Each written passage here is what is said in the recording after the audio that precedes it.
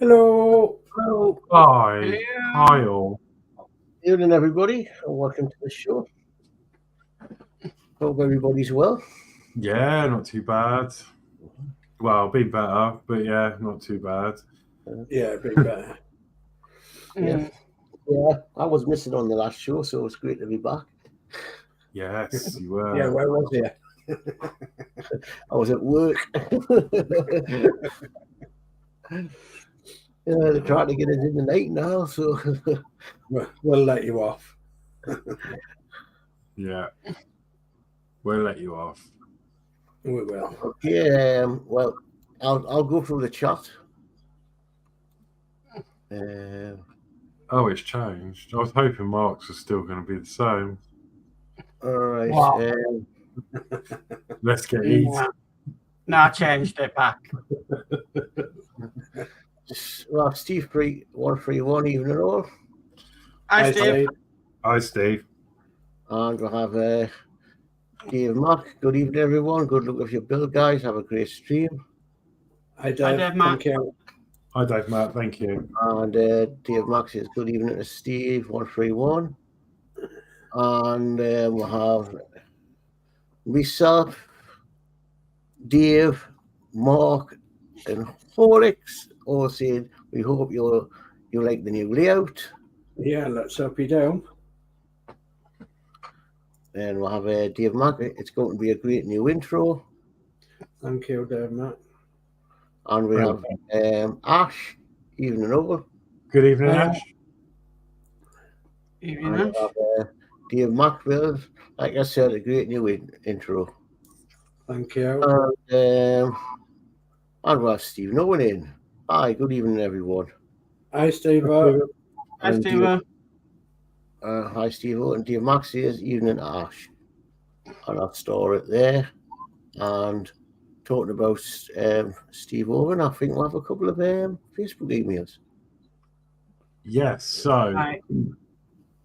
Just one thing, I'm not going to be able to do chat tonight because for some reason it's not coming up on my StreamYard on the comment section. Okay. Why don't you back out and come back in? I'll try.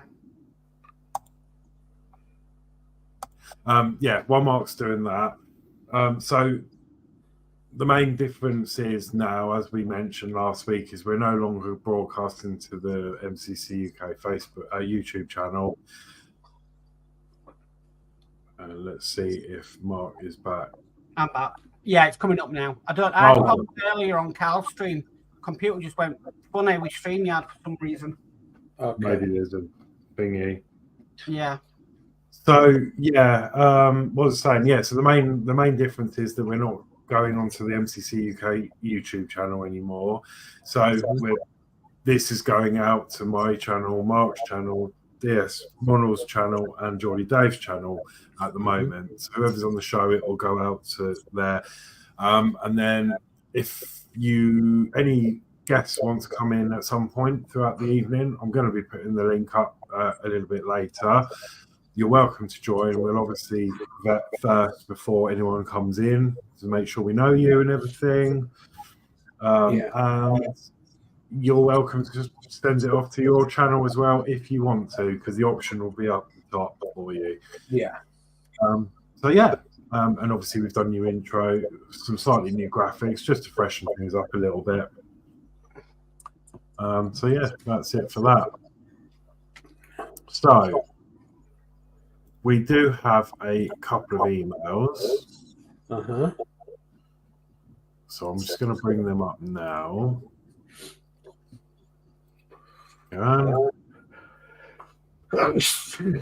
Bless you.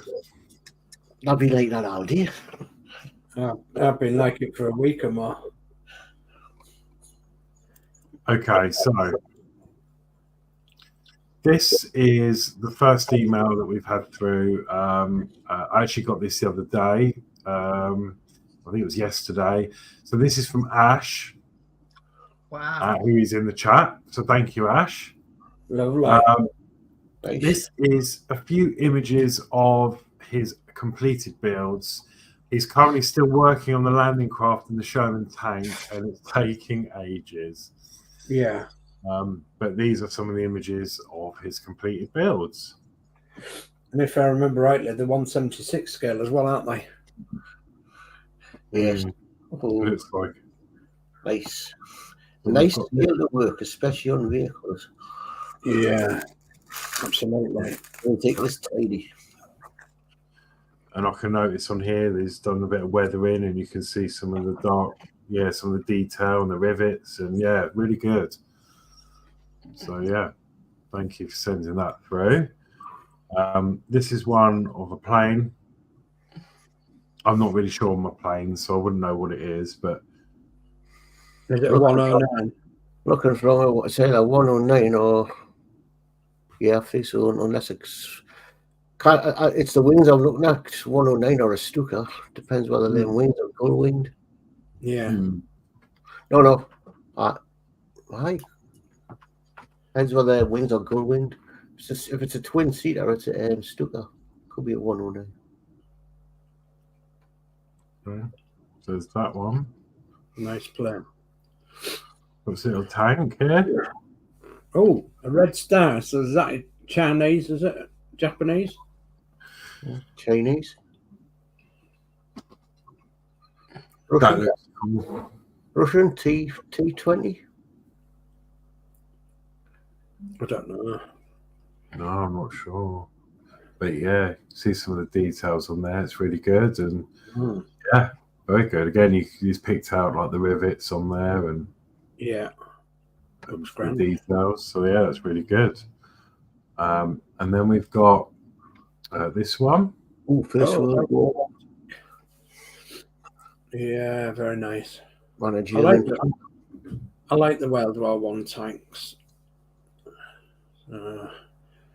British World War One. What did they call them? Tommy tank or something? Or I can't remember what. No, they had a nickname for them, for the tank. Tractor.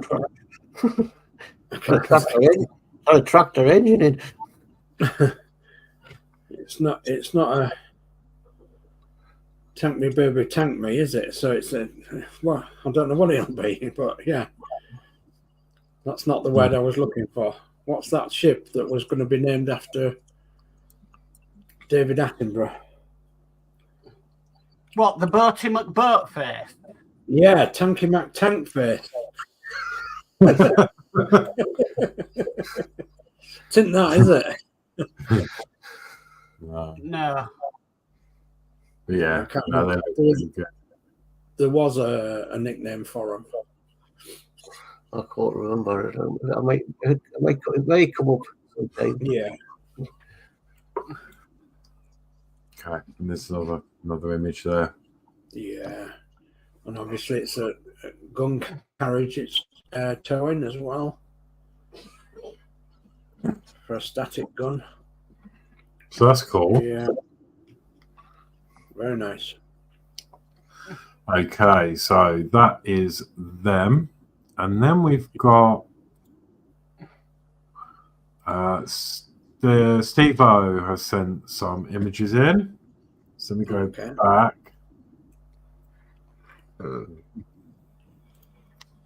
So, it's one of those. I was going to get one of them. Oh, no, I see. Look at this, eh? So, hi everyone. Some more models to show this month. This is the Airfix Quick Build Boris Master, but done as what could be if these vehicles came into the second-hand market. Yeah. Any thoughts on that, Steve? Because I've seen somebody building it and they found loads of faults on the scratches and all that on the glass and stuff like that. That's what put us off buying. Are they're about £30 odd, are they? Something like that. Well, he's $24.99 in Phoenix. All right, so they're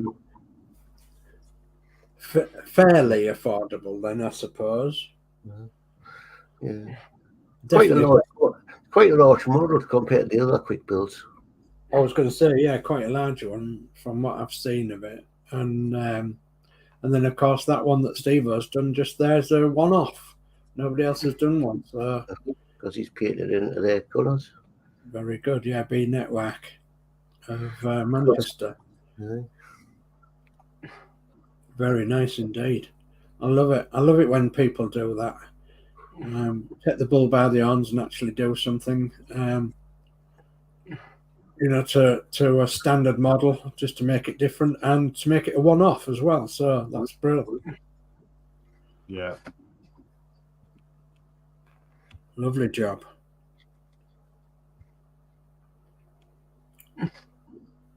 Good indeed.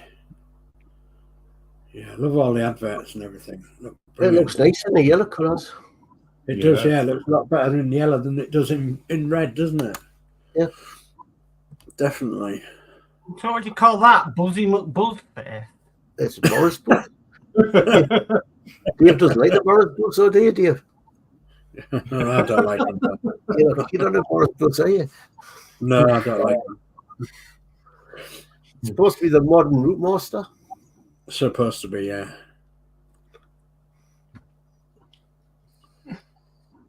Yeah, Buzzy McBuckface. Buzzface. Mm-hmm. Yeah. Okay. Boris face. Okay.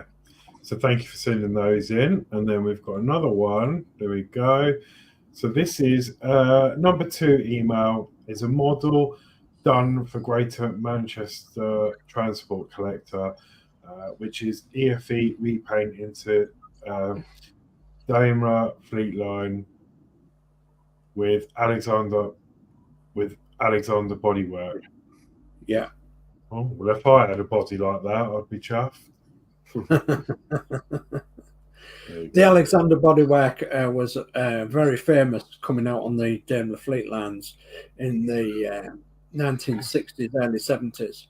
And East Yorkshire actually had a fleet of them that were originally destined for Western Welsh.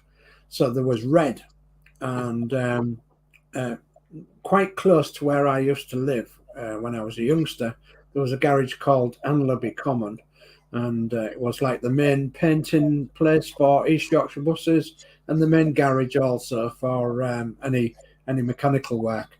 So back in the day, 19 J Reg, whatever that is, 69, 70, 71, something like that. There was a fleet of about 10 of these Daimler Fleet Lines with them style of bodywork that actually came to East Yorkshire's garage in Anlaby. And yeah, me and my dad went to see them once they'd been painted, and then my dad got the job of driving them around town once they'd come into service. And yeah, there was a lovely, lovely bus. But some of them, for some reason, in other companies, some of them were not as well built, especially those that didn't have the Alexander bodywork. So, but yeah, the mechanics they've done the Leyland with that body and all, didn't they? Yeah, the mechanics liked them a lot, whereas they didn't like the other style of Daimler Fleet Lines, but they definitely did like that style. So, and now there is no East Yorkshire ones left. Unfortunately, nobody preserved one, and a lot of people have said, "Isn't it a shame that there isn't one left for East Yorkshire that was at ex-East Yorkshire?" Yeah, they had the Leylands up here in Newcastle. Yeah, I think that Daimler has as well, but I think a lot of them were the Leyland. Alexander body Leylands. yeah. I've got one in my cabinet. There wasn't a lot to choose from by sight on the road. You know, it was either a Daimler Fleet Line or a Leyland Atlantean that was coming towards you. It was one or the other, and quite often you had to get a look at the badge on the front if it said Daimler or not. Most often there was not named on the front where the Leyland ones, and if there was, the badges were that small you couldn't see them. Yeah. So, but yeah, quite often you had to look at the back end of them as well, where they said Leyland right across the bushel there, right across its back end, and that's what it's called. It's bushel that's sticking out at the back there because that's where the engine was. Yeah, brilliant model, Steve. Love it. Yeah, really good. As all of them.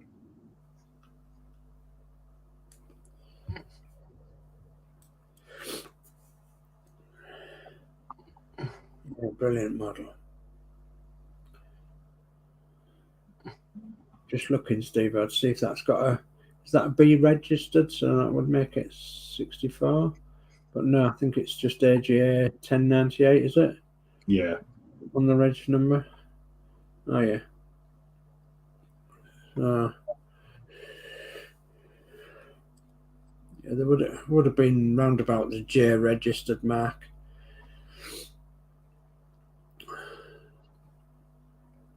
I think is that 71?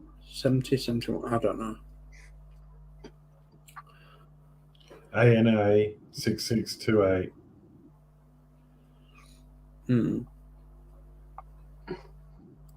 Yeah. Yeah, very good. Very good indeed. And Yeah. Again, they look totally different again with the backdrop of Steve-O's buildings. Mm. And worthwhile doing. Really good. Okay, so I'll just check to make sure there's no more emails. No, that's it. So that's the emails through. So thank you very much for sending them through. And you'll notice that just below me here is the email address permanently on screen now. So that is the email to send any images through. Yeah. Okay, I'll pick up some of this trapped. Dave Mack goes, hi, Steve-O. Dave Mack goes, when I've completed some of my builds, I'll send an email of them. Brilliant. Jolly. Lovely. Yeah, thank you. We'll have Romas saying, hi, everyone. How are you all doing? Dave, Horlixs, Mark, and Dad. Hey, Robert. Hi, Robert. Dave goes, well done, Ash. Yeah, Stephen will tell you what happened. Yes, there were a few marks on it. I had to use my drill to get rid of the Lego holes on the rear of the panel so they fitted correctly. There was a bit of a pig going together, and I painted everything. Yeah. As I say, I'd seen somebody building it was a pig, and it was marked pretty bad. Yeah, scratch, wasn't it? Right. Ash says the first image was a World War I medium whippet at 1/7 scale. Then the Franz von Wera 109. It was a 109. Yeah. Then the Russian GS3 tank. I thought it was a T20, but yeah. Then the British Mark 1 tank, and I thought that was a Panzer in the background. Yeah. And Stephen says, before building it, the EFB are based on B reg. Okay, so 64 then. And Steve says 5 to Dave Mack, and that's a chat up to date. So I'm going to go camera. Yeah, they've gotten cameras down, so I'm going to go cameras down, and then you can come around us and see what we're doing. Okay, I'll get my camera down as well.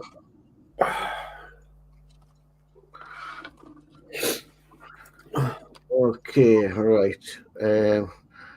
We'll start with Horlixs. Oh, that's it. Right, so... What have I done? I've knocked my freaking settings out of the shop. I am just going to be doing some more of this diamond painting of the Spitfire over London. Yeah, lovely. Or Spitfires over London. Spitfires, so, yeah. You'll see I've just done this bit here and just started on the bridge and some of the detail up there. Yeah. Here, that's the bridge. And I've actually just started the propeller on this Spitfire here. So that's as far as I've got so far. Jolly good. But yeah, I'll just sit, chill, and do a little bit more of this for an hour or so. Yeah, why not? Right, I'll move across to Mark. Okay, so I'm working again on the forecastle for this Titanic. Almost there with it now. I just need to do a little bit more painting black here. That'll need 1 or 2 coats. Yeah. And then I'm going to give it an entire matte varnish, wait for that to dry, and then I can put the scaled deck, wooden deck that I've got for it down on it. Okay. Nice. Jolly good. And we'll move over to Dave. Okay, well, I'm going to show you something that I haven't shown anybody before today. Upside down call. Start away. So this is a Sunstar model. I've got 3 or 4 Sunstar models. I think I told you last time. And this one's the reason I've got some is because I bought them broken, and I'm going to try and fix it a bit. So the suspension, rear suspension works, the front suspension works on that side, but it doesn't work on that one. Something wrong there. So, and this is actually a post office van, and the back doors are falling off, and it's got some problems, but I'll see if I can show you it. So this is a Mini in 1/12 scale. So you can see that wheels, well, it's broken. So something's gone wrong in there. So I'm going to have to try and sort it out. So it's a Royal Mail postal van in 1/12 scale. The doors open and everything else. Well, they're supposed to. Even one of them. Yeah, I was going to say one of your famous wagons you'll have been in. So they're quite rare, aren't they? These. Well, the rare if you have the box and the certificate and they're in nice condition, but this one's not in nice condition. No, So, I mean to see a post office van. They're quite rare to see these days because they never turn up. yeah. Well, as you know, Sunstar only made so many of each run of things. So quite how many of these they made, I don't know because I haven't got the certificate. And so obviously it was one of the reasons why it came to me very cheaply, and along with all its other problems. I don't know whether you can see the paintwork on the roof there, but the paintwork's really rather bad on the roof, which is fine. But you can see the engine details there. The engine, as far as I'm aware, is all right. And it has the bumpers on and everything, but as soon as I picked it up, things like this happen. The light lens has fallen out, and I'm not so sure that bonnet's right. Anyway, I want to try and get it sorted out so that I can at least, display it somewhere along with the buses. So I've got the. Well with the bus, that. You go well with the bus. If I can get things sorted out on it. So let's see. I wouldn't worry about the paintwork because they're bloody well battered anyway. Well, exactly, Dave. Exactly. I'm working van. When the guy sent it to me, he said, "Are you sure?" I said, "Yeah." I said, if I can fix the back suspension and I can fix the doors and everything else, and it's got a wing mirror missing, of course, and things like that.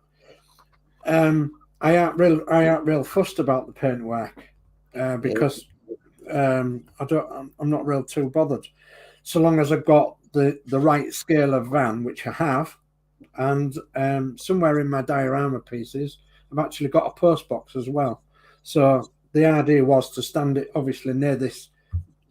van near the post box, and as I was emptying the post box out by opening some of the doors when they don't fall off. It's like the Dodge. It's like the Dodge I used to be in when I worked for the post office. Blow the bloody doors off. No, but the thing is with the roof of the minis, I found when I was working for them, they had a couple of minivans. The roofs were always scratched because the lads would put, when the post delivery bag would put his bag on the roof. Yeah, well, yeah. So, it worked in my favour really because it was for sale on eBay for a long time. Nobody was interested because they all want the perfect model. They all want them with the certificates, and they all want them in boxes and everything else. And I'm not really bothered. Under here, it's got some paint chips, you see, but it doesn't matter to me. It's ideal. So long as I can fix this suspension arm and I can fix these doors, that'll do. So I brought you something different. I think I've got 5 Sunstar cars all in 1/12 scale. So, of which I've been trying to purchase over the last 5 years, I think it is, since we've been doing the Route Master. Oh, you got to build a good diagram here for the bus, are you? Yeah, that's the idea. That's the idea eventually. And if I have a big display cabinet, I can put them, in the display cabinet with the buses. Just something a bit different. And I sort of wish I could afford the really good ones, but obviously they go for a lot of money, stupid money. But broken ones seem to go for next to nothing, so you just got to be aware of what's what like, and hopefully you can fix anything that's broken on it. So that's me. I'm going to be having a look at this. Okay, wait. Well, I'm still continuing on with the doll's house for the wife. Oh, the Dolly's house. No, it'll probably be the last part I'll be to do on here because it's massive. The rest starts to work actually on the house. So, and then I don't know what I'm going to do because I've got a lot of stuff packed up. So maybe by the time the next show comes along, I may be off it anyway because I may be looking at a place. Well, let's hope you are, Dave, because obviously that'd be good if you are moving. Which it means if you don't see us for a few weeks, I'm off. It's because I'm moving, and I'll have to get internet and all that sorted. Because I don't know if I'm going to stay with the same provider. Yeah. But so as I say, trying to get this doll's house done as much as I can get done, and it'll be easier for the move. So let's hope you are successful then, Dave. So that's so I'll go back there and I'll hit the chat again. So okay. Horlixs has put the link in, so if anybody wants to join, jolly good. He's put on underneath if you want to join. So I'll not read that out. We've got Dave Mack going. I'm going to do a diorama for the Austin Ambulance Katie. How do I go about doing the sand dune? How do I go about doing the sand dune, which was in the movie? The advice will help me a lot. Okay, so papier-mâché. So chicken wire to make a hill, and then papier-mâché, written papier-mâché. So that's just paper and glue, isn't it? Going back to school again. Papier-mâché, and then get some real sand. And I would paint it sand color first, so you've got like a base, and then try it from there. But yeah, usually chicken wire. We used to do it in the 1970s. Because chicken wire can bend it and put it into certain shapes, and it'll stay there. Then cover it with papier-mâché, so that it covers all your, and you can make it as smooth or as rocky as what you want. And then paint it a sandy colour, and then get some real sand. Yeah. And spread real sand on with clear PVA glue. That's my suggestion, anyway. Nice thick toilet paper and glue. I'll make it papier-mâché. John's model making. Evening all. Hi, John. Hi, John. And we'll have Haunted Railway. Saying hi, Horlixs and Dave. Hiya. High Haunted Railway, and we have Dave Mack saying, thanks, Dave.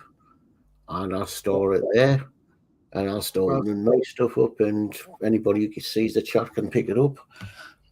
Somebody else might have better ideas than that, but that's probably what I'd experiment with, because papier mesh is obviously cheap to do, isn't it? So because my size at the top, I'm not actually looking direct at the computer, so yeah.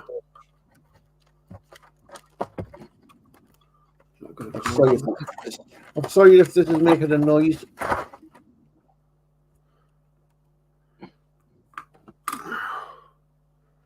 Right, so we have got an hinge on there then. Anything else missing from the back of there? Don't think so. Bumpers, lights. So if I took that hinge off there, must mean that I might be able to sort out the back doors. That'd be good if I could. That'd be good if I could. Okay, so let's have a look then. 1, 2, 3, 4. I've got the 4 hinges. Oh, Very good. That's a helpful if you've got them. well, yeah. I'm just looking inside now to see if it'll give me any clue as to the suspension unit. See what's happened here. I've got a sneaky feeling that it's broken something. But if I can glue it, it's not as if it's gonna go out on the road, is it?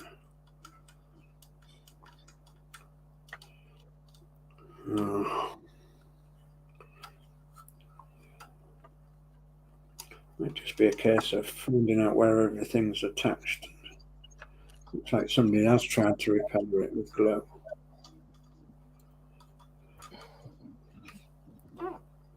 Can I get the hood cap off? Yes. Oh, the wheels and held on by nuts. Really? Goodness me. That's unusual, isn't it?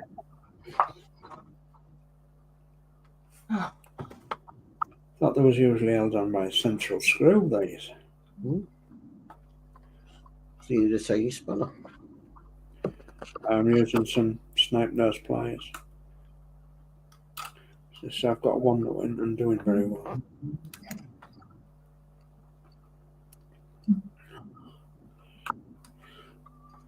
Got somebody popped. John's model meeting's popping in. Should I let him in? Hello. There you go, John. Again. Evening, guys.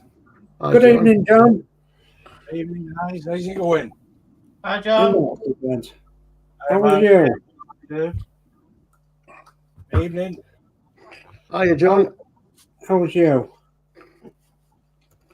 Yeah. Are you here? Oh, it's nice to have you along. Can you hear me all right? Yeah. Yeah, can you hear you? Can you hear us okay? Oh, yeah. Yeah, that's all right then. Jolly good. Cheers. Yeah. It's nice to have you along, John. Yeah. I don't know whether I'm getting echo or repeat though. Yeah, there you go. Might be a bit of echo. Yeah, I just said that. Tomorrow. Is it coming through again? Better with some air in than none.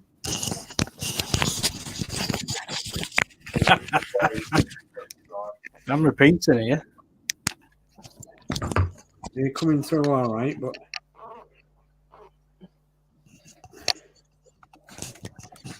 Is it this one? Oh, right, okay. All right. So what are we up to anyway? Who's got the ship? Is this the Titanic? Yeah, mine. I'm just working on the front of the forecastle of the trunk of the Titanic. oh,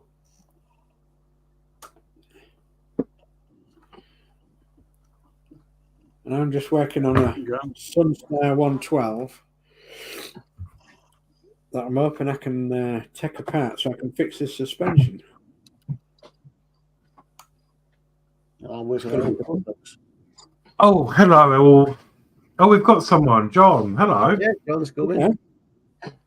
Yeah, still here. Hi, John. I had to go. Honestly, these guys tell you, I went to. I had to go make a cup of tea because. Hi, Alex. All right. Yeah, I went to have a cup of tea, and I'm just hearing everything 2 or 3 times. Oh, I wonder if you've got YouTube open, John. Hang on. He's maybe got YouTube open if he's Hang hearing on. everything. yeah. I went to just before the stream. I went to.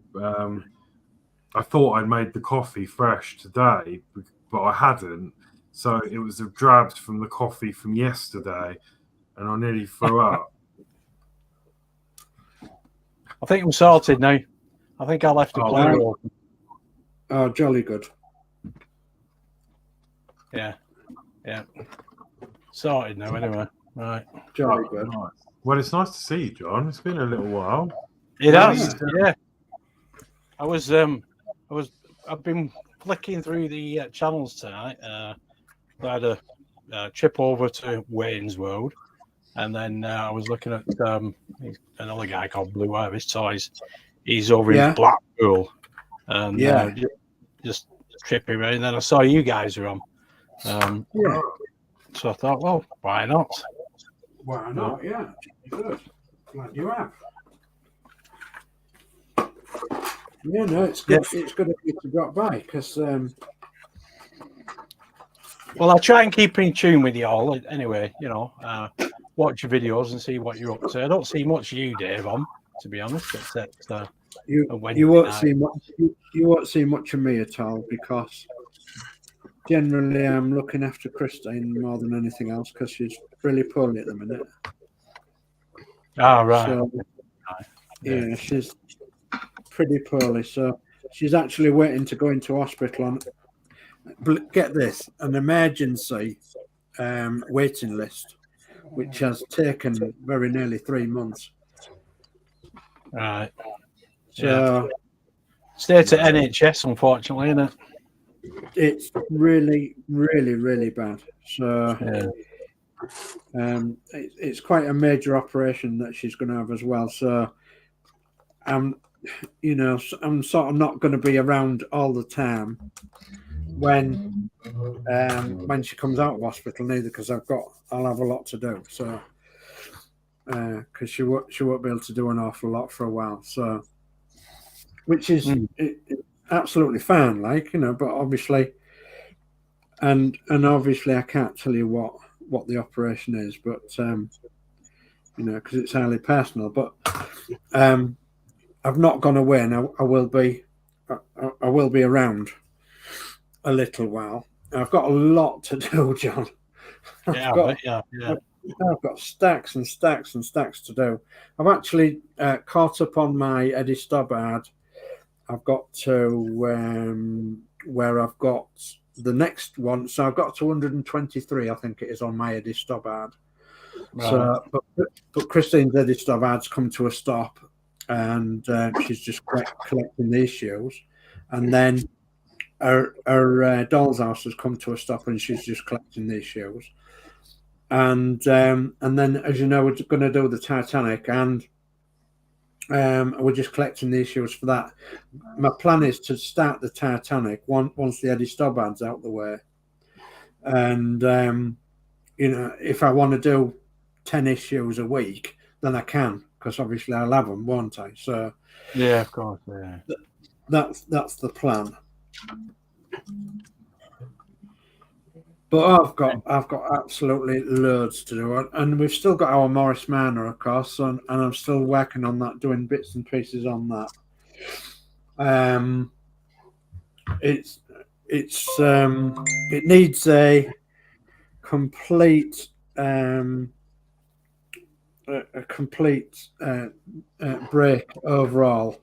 It's had brand new brakes, shoes all the way around, and rubber pipes, and it needs a master cylinder and the copper pipes, and I've got both, but obviously I haven't got the time to put them on. And I was waiting for some better weather so that I can get it up on jacks and everything, and axle stands, and do the whole job all together on a nice day. But that might have to wait until early summer, I think.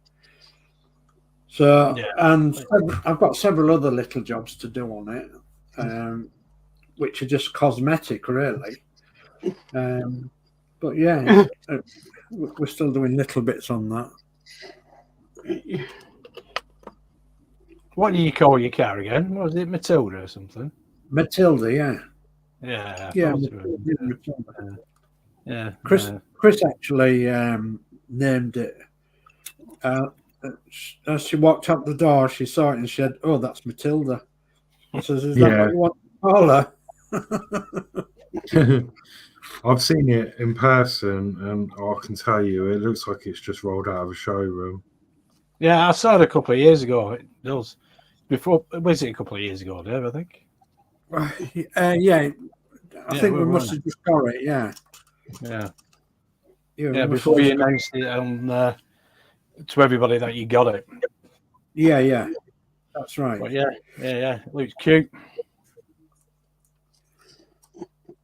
Yeah, she's. I have done quite a bit to it since then. Like, you know, I've it had the Series 2 front end on, and I wanted it all original.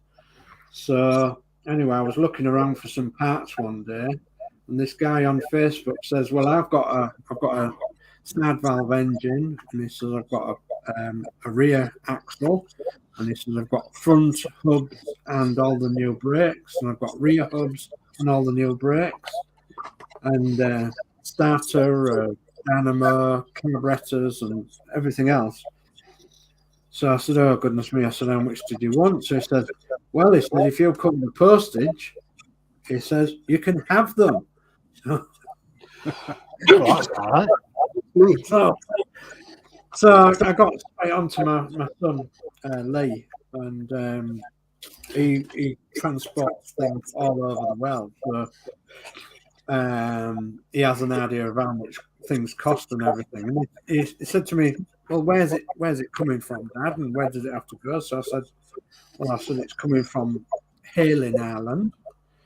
And I didn't even know where that place was. And I said, "It's coming here." And I said, it'll be a pallet, just, you know, a normal pallet. I said, "But everything will be held on and strapped onto the pallet."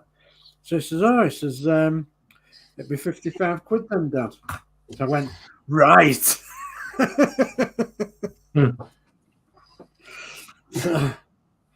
Oh, that was generous of him anyway. Yeah, very, very nice of him. Very, very nice of him indeed. Basically, he'd got himself a car. He was a mechanic, and he'd got himself a car which was the same age as ours, and he wanted to put a bigger engine in, so he put a bigger engine in. Then he realised that the side valve Series MM Morris Miners will only do about 45 miles, 50 miles an hour at the most, but because his car had a bigger engine in, it would do like 70 miles an hour. Well, of course, the brakes and everything else wouldn't cope with the extra mile per hour, and so he changed all the brakes and everything else after he'd bought brand new, and he just didn't know what to do with them. So they came my way. I think it was a case of being in the right place at the right time. Yeah. And, I'm really, really pleased that he did. So yeah, I do keep in touch with him as well and let him know what's what, and he's very grateful for that. So yeah, it sounds great. That at least he got his upgrade anyway. Yeah, he got his upgrade, and I like originality, you see. So it suited us both, you see, didn't it, really? Mm. Yeah, I like originality. And then the guy that used to own our car, only for a few years, he actually got new number plates for it made out of aluminium. It's the original number, but he kept the old number plates, and the old number plates were them individual letter ones, that were drilled and punched into the number plate. Anyway, he said to me, he said, if you want them, he said, just send me the post. I thought there's going to be a lot coming through the post in a minute. So anyway, I sent him the post of how much he wanted, and he sent me the original number plates, and he was able to tell me that the car was owned by a family in Bodmin in Cornwall, Devon. Yeah. And it spent 61 years of its life with that same family. Right. And it was the mother. So it was like mother and son. The mother bought the car, and she used it, but nobody knows what she was. We don't know whether she was. Well, there's been suggestion that she could have been a nurse or something like that. She could have been, I suppose. Anyway, pardon? What did you say she could have been? Could have been a nurse. Oh, a nurse. Right. Yeah. Classic nurse guy, yeah. Yeah. So she unfortunately passed away, and the son took the car on. He restored the car to what it is now, basically, put it back on the road, and then he emigrated to Spain, and then the car got sold at an auction, and it went from Devon to Dorset, and then this guy who sent me the number plates, he sold it in Dorset, and it went from there to Shrewsbury, and then it went from there to Scunthorpe, which is just the other side of the river from me, and then it was advertised on the Fleabay, like. So how old is it altogether then, your car? How old is it? Yeah. 1953, so it's 71 years old. Right. Yeah. Are you in the Morris Minor Club? Yes, I'm in the Morris Manor Owners Club. Yeah. Yeah. I'm a member of that, and then I'm sort of an officiated member to the North Links Morris Manor Club, even though I'm not an official member. They've sort of joined me, and that's because most people who know that I'm around, the circle of vintage everything, knows me, and they sort of give me. I suppose I ought to join them. Really, it's only a tenner a year to join the North Links group, but the East Yorkshire group as well. They've sort of taken me on under their wing as well. So I'm welcome to all their events and everything. So You're not breaking bank, are you, Tanner? Well, no. I do belong to quite a few other clubs and associates there. So, thankfully they're spread out right throughout the year, so it's not too bad. But Plenty of gatherings then. Oh, there's plenty of gatherings. Yeah, there's plenty of places to go. But that's fairly local as well. Yeah. Well, Geordie Dave's been to one of them, the Santoff Trolleybus Museum, and it's quite often that the car clubs will have a meet at the Trolleybus Museum, and that's near Scunthorpe.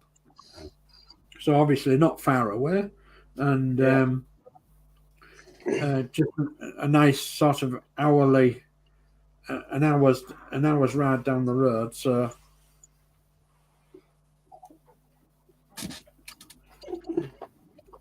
Yeah, I think I've seen that online, Santoff.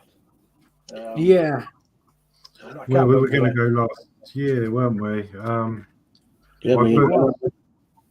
You went on your own, didn't you, Geordie, in the end? But I think I applied to have a stall when I was going to share it and display my Moot Master and stuff. But then, plans changed and it couldn't be helped, and I ended up going to Flamingo Lands in Alton Towers. Yeah. Bit different. Yeah, me and Danno went to Sandorf, had a great day. I would like to go there, so hopefully we can reschedule that for another time. Yeah, no problem. In fact, probably more so now, because I don't think the Bluetooth kit was really much of a thing back then, was it? It wasn't as what it is now. No, that's true. I wonder if I'm spiky. Struggling with this head cold. It's terrible. There's been a lot of that going around. There's like nothing in my sinuses. It's all deep seated. It's terrible.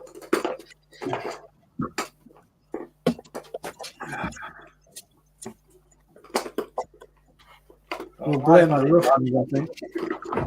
Yeah, my wife had it done in February, so she decided to give it me. Oh dear. You know, share alike and all that jazz. Yeah. Yeah, you've got to give it to someone. It's gone now. We're fine now, anyway. Well, I think everybody's had it. A lot of people.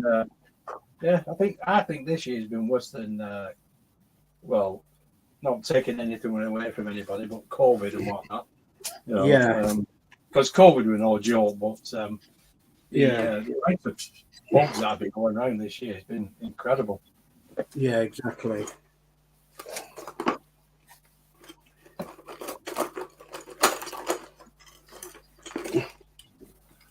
It's quite scary for me because I don't want to pass anything on to Christine, and thankfully so far, touch wood, she's kept away from that, but she has had a serious infection that she had to have antibiotics for, so.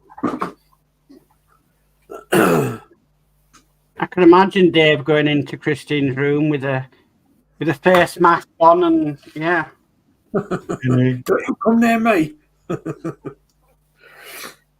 No, we're obviously quite sensible, and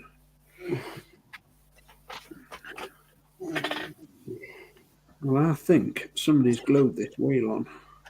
I think I'm going to have to try and unstick it.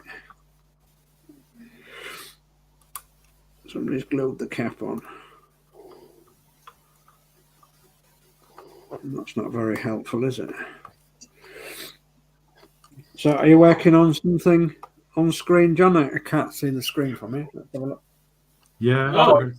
I'm just cleaning up some super glue residue. Oh, you're on the link. Oh, beautiful. Yeah. Was that submarine coming on? The U-boat, it's coming on brilliant. Loads of detail on that. I believe, Matt. Don't go there on that one. Sorry?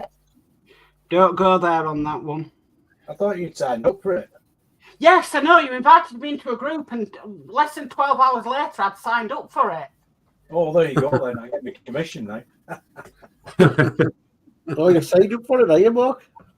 Yeah, I'm going to have a look at it, see what it's like. I was going to do the Eleanor on Fan Home, but it's Fan just another Home, the link don't work on the website, so I'll go for something with Hachette. I never have any problems with Hachette. Now the Rossi's done, and it works out cheaper as well than the Rossi. Yeah. The U-boat does? Yeah. Does it? Well, the U-boat, you got to think about it, is only 4 stages a month. The Rossi's 5. Oh, right. I see. You mean monthly? Yeah, not total cost. Yeah. Of course, yeah. No, not total cost. Oh no, total. Rossi's what 91 stages. So Yeah. Still got what is it? I've got about 15 stages to go on that. oh, Three more. finished, man. Yeah, 3 more packages. Yeah, I know you finished yours. I've been I have been watching them, but I've put off from watching these last night because I don't want to get spoiled. In I don't want to fact, see what's going on. mentioning Sorry? the Ross spec, I'm just going to go full screen. I got something through the post actually. I've got to do a video of me installing them yet, but I'll show you. So I got this through the post, and this is from Ian at Partwork Upgrades, and it's the decals for the Rossi. Oh. So you've got the instrument panels, which you can choose which one you want. Oh, right. Yeah, because it's blank, isn't it? Yeah, the instrument panel's blank. And then some other bits that you can put on as well. Yeah. So, Super. yeah, I've got them to put on. Oh, lovely. That looks good. It does look really good, though, the Rossi. When it's done, yeah, it's just a pain getting there. Yeah. Don't Right. fiddle with the cables. I'm just going to go through a little bit more of this chart. Okay. So Dave Matt says, I've painted Katie in desert yellow. Ah. Jake's in, Haunted Railway. Hi to the others as well. Hi, Jake. Okay. Hello, Jake. John's one to make says, I don't know if you've done these or not. Take it to Blackpool, Dave, and take a photo on the beach, blow up the photo, and you're done. Yeah. Cheap diorama. Yeah. Plus, you get to the beach. Dave Matt says hi to John. Hey, Dave, man. I put a comment in saying hi to Jake, and he was welcome to join us if he wanted to. Farm Sim Shorts, hey, all, how's it going? I've just forgotten his name. Shane. Hi, Shane. Gillian says, good evening, everyone, and all in chat too. So, hello, Gillian. Hi, Gillian. She must be back from our meeting. I'm going to say goodnight, guys. Have to be up at 5. It's been a great stream as always. I'll catch up tomorrow night in chat. So, yeah, good night, Dave Matt. Thank you. Take care, Dave. Yeah, I had a parcel too today.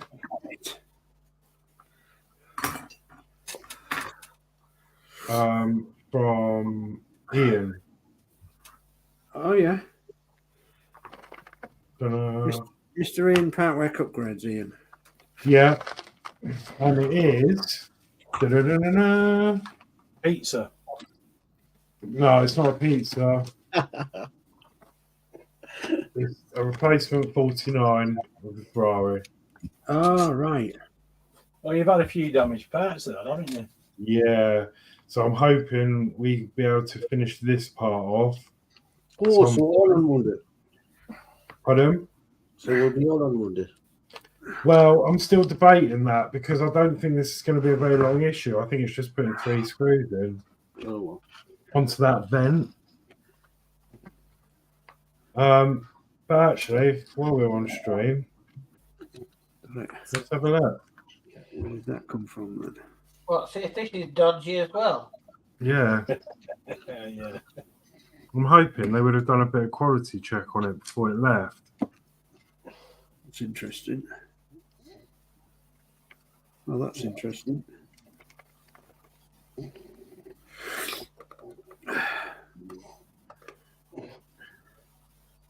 Sorry, I'm talking to myself. Yeah, it's much better than it was, Oh, good. but it's still got a layer of that strange film. Have you got any polish, Horlicks, that you could try? No, I've tried like just general cleaner and like, you know, something that's safe on it. There's nothing else I can really use on it. I mean, I don't want to. I could try IPA, but I'm worried it's going to take the paint off. Have you got any Dilute it down a bit. washing up liquid? Yeah, I have. Washing up liquid, not water. But yeah, I could try that. But apart from that, to look at, it's fine. There's no actual damage to the paint. So I think that'll be all right. Mm. So that's brilliant. So that's that bit sorted. So it's just going to be a case of the other bits, and they should be here in a week or so. Mm-hmm.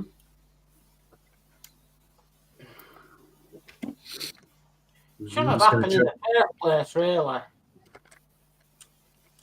It was this plastic bit that was actually it was the plastic bit on this one, wasn't it? Mm. I think, if I remember rightly. And that one is, yeah, that one's fine. So if that's held in there. That's a nice model, that Ferrari, isn't it? Yeah, it's beautiful. I mean, apart from the paintwork, so for like recent, it's been an absolute pleasure to build, and it's been the parts have been really good quality, as in the actual building of it. We've had like one or two little snags with screws that haven't tightened, but I can't think of a model that hasn't happened to at one stage or another. No. Yeah, it does. It's a bit like some of them, isn't it? Sometimes it's just the way they package them. Yeah. I've had a couple with Night Rider recently, just minor little things, but they frustrate you to out. But they replace them, so that's grand. Yeah. Right.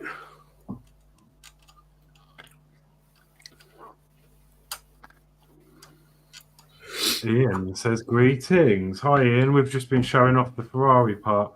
Oh, yeah. Greetings. Great. I checked them out. They were good. There's still, well, I don't know. Well, you might have seen it. Let me know if you saw it. If not, I'll tell you again. Right, what am I doing? Hey. Oh, right. So let's see if there's a spring in there, shall we? Go on, get in.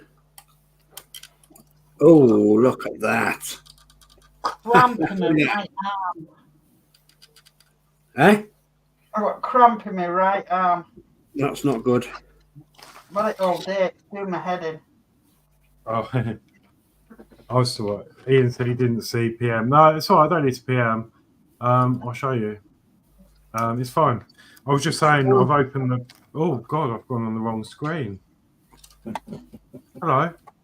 I've just prematurely checked the parts that I got today. I was just to say that it was all good, Ian. I think this one was the plastic piece that was the problem, but the metal piece is absolutely fine. I mean, there's no damage to it. It does have the strange film on it again, but that's like the rest of the model, to be honest. And we were just talking about it. I might try a little bit of warm soapy water and a cotton bud, and just see if I can lift any of that. But apart from that, that's okay. But you can't tell from looking at it normally. So that's good. So that's perfect. And then it was, I'm sure it was this piece that was the defective one on the last one. And this is absolutely fine, which is great news. There you go, nice and shiny and no flaws in it. So, yeah. That's good. Well, I will try, yeah. I'll try some Because I thought maybe I just said to them, you know, I think IPA might lift it, but I'm not sure if IPA would strip the paint. I don't think it would. I don't think it's strong enough for that. Because it's It not. can be. Can it? Yeah, on plastic parts, you can strip the paint on it. Todd uses IPA to put his reflective panels on the Enterprise to make them clear. Right. So if you dilute it down, then yeah, it'd probably be a lot better. Right. It's probably best not to risk it. Although I could maybe try it on one of the old metal parts and see how it reacts. If they don't want them back. Oh dear.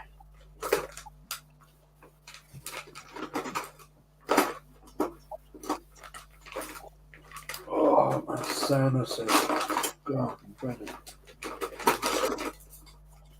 You get a pizza every week for doing that build. Horlicks. Pardon? You get a pizza every week for doing that build. No. Are you doing it out of the goodness of your heart? No, I'm actually on a diet at the moment. But no, I did get Partwork pizzas a little while ago. I kept the label. You tell Alex competence for Partwork pizza. Because I was in the middle of a live stream, the door went and all the housemates were all confused at the front door, all passing this pizza around, going, "Oh, has anyone ordered a pizza?" And I'm like, "No, I'm streaming." And then we found the no.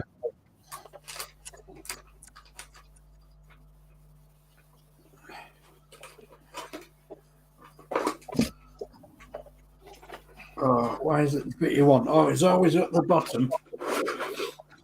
Yeah, I'm just doing it as a. I mean, it's just favour for favour, really. I mean, Ian, he's busy, and likes the models. I like building them, so it sort of works hand in hand, really. Yeah. So I just do it because I want to. That's it. Right, are you ready to do a round? We're having a round, are we? I'll do a round. I'll start with Mine's a pint. I'll go around. I'll hit Mark first. How are you doing, Mark? So I'm just going around the outline now of this with white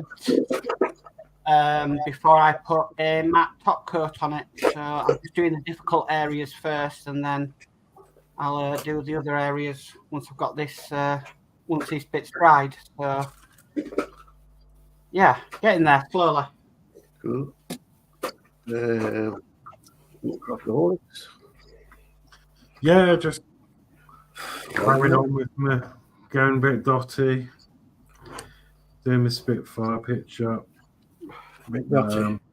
Yeah, so I'm going a bit dotty.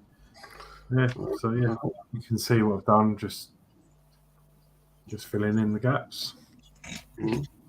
Nice. I'll hold you across the Dave. Okay, well, I've got the back doors off and worked out that I've got 4 inches, and it looks like I'm only 1 screw missing, possibly 2 screws. So, and I've had this apart. It took me a while to get the hubcap off here, and that's because somebody had glued the hubcap on with some super glue. So I had to drill down the center of the hubcap, and basically it's just a hubcap that goes over the cap that goes over a screw. So, and you won't see it because it'll have the little hubcaps on, the little silver hubcaps. So took it apart and got the brake disc off and everything, and found out that the damper arm had come out the damper. So now it works absolutely perfectly. Just like the others do. Simple. So all I've got to do is put it back together. So Is that your nemesis now? is that my nemesis? What? Yeah, models that have been super glued together. Yeah, And they I was shouldn't just- have been super glued together. I was No, going to no, say no. that earlier. Like, Yeah, no, you no. seem to have bad luck with your models and super glue. Oh, blimey, yeah. Especially with that root master that's behind me. Yeah, goodness me. I'm going to say, because you had the unbuild the root master put together with super glue, and now that put together with super glue. Yeah. that other Morris Manor, the white one I was working on last time, that had super glue all over it. Oh God! So, but yeah, some people must love super glue.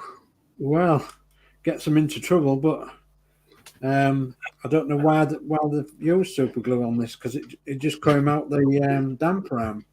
The damper arm had come out, and now it's gone back in. There's a spring in there, like the spring of a pen, and it works perfect.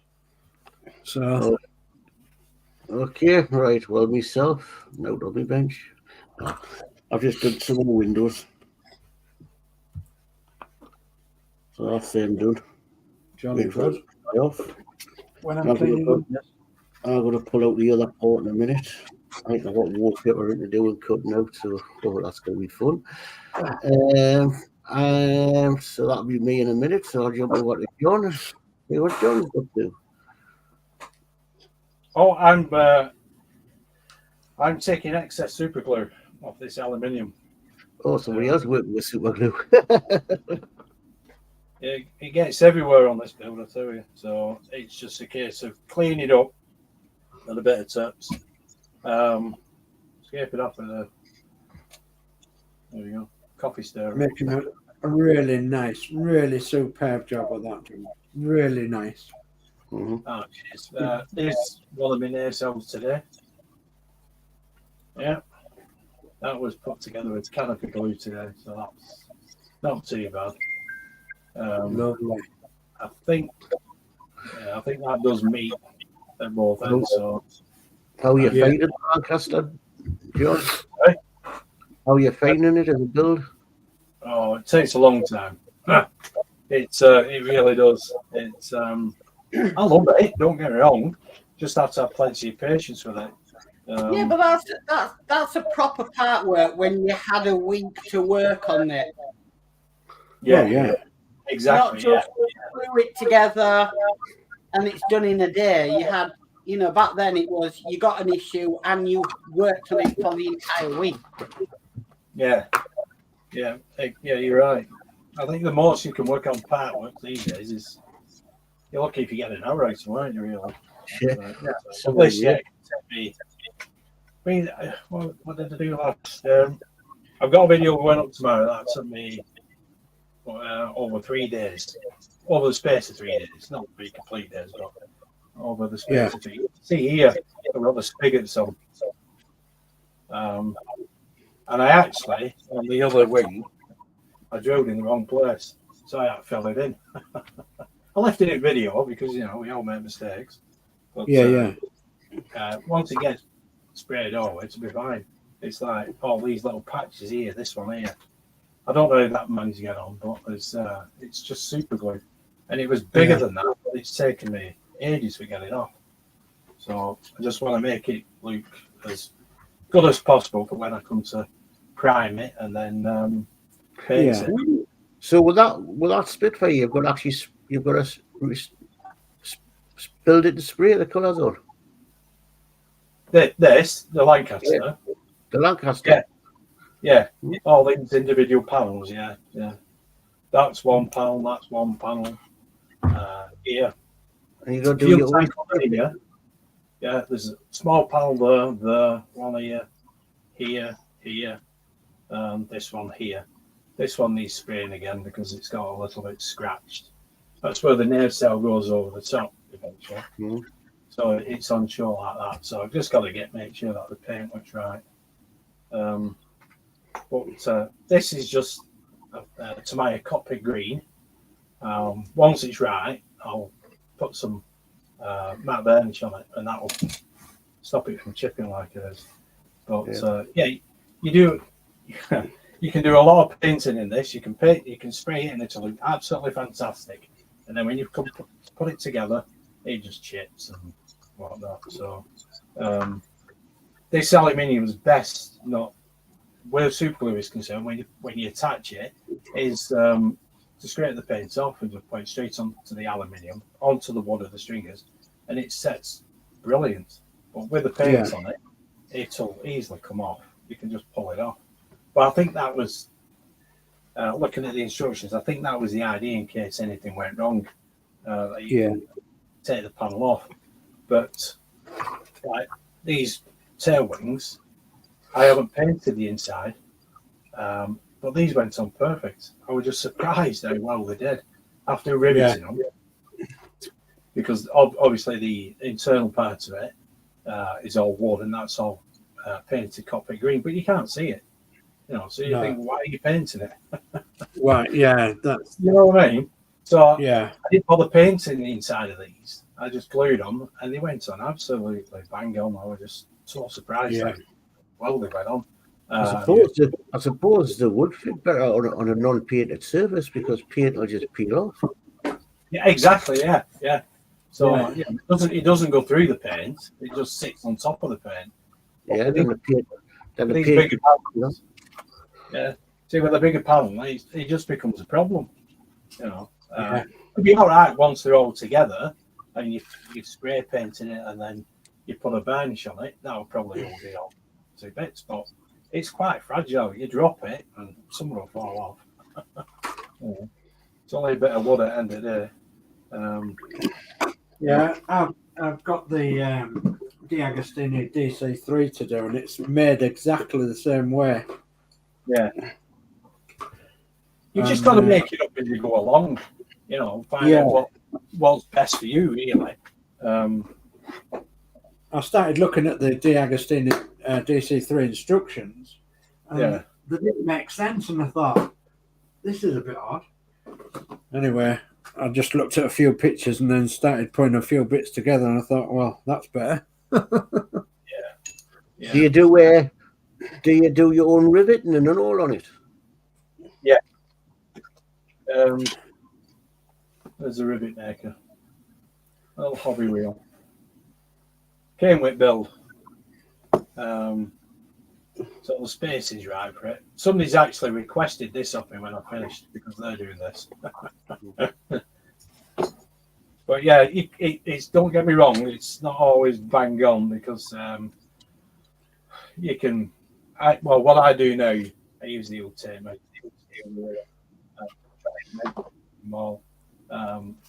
That takes a lot of time because you can measure 3, 4, 5 times. Well, I can anyway.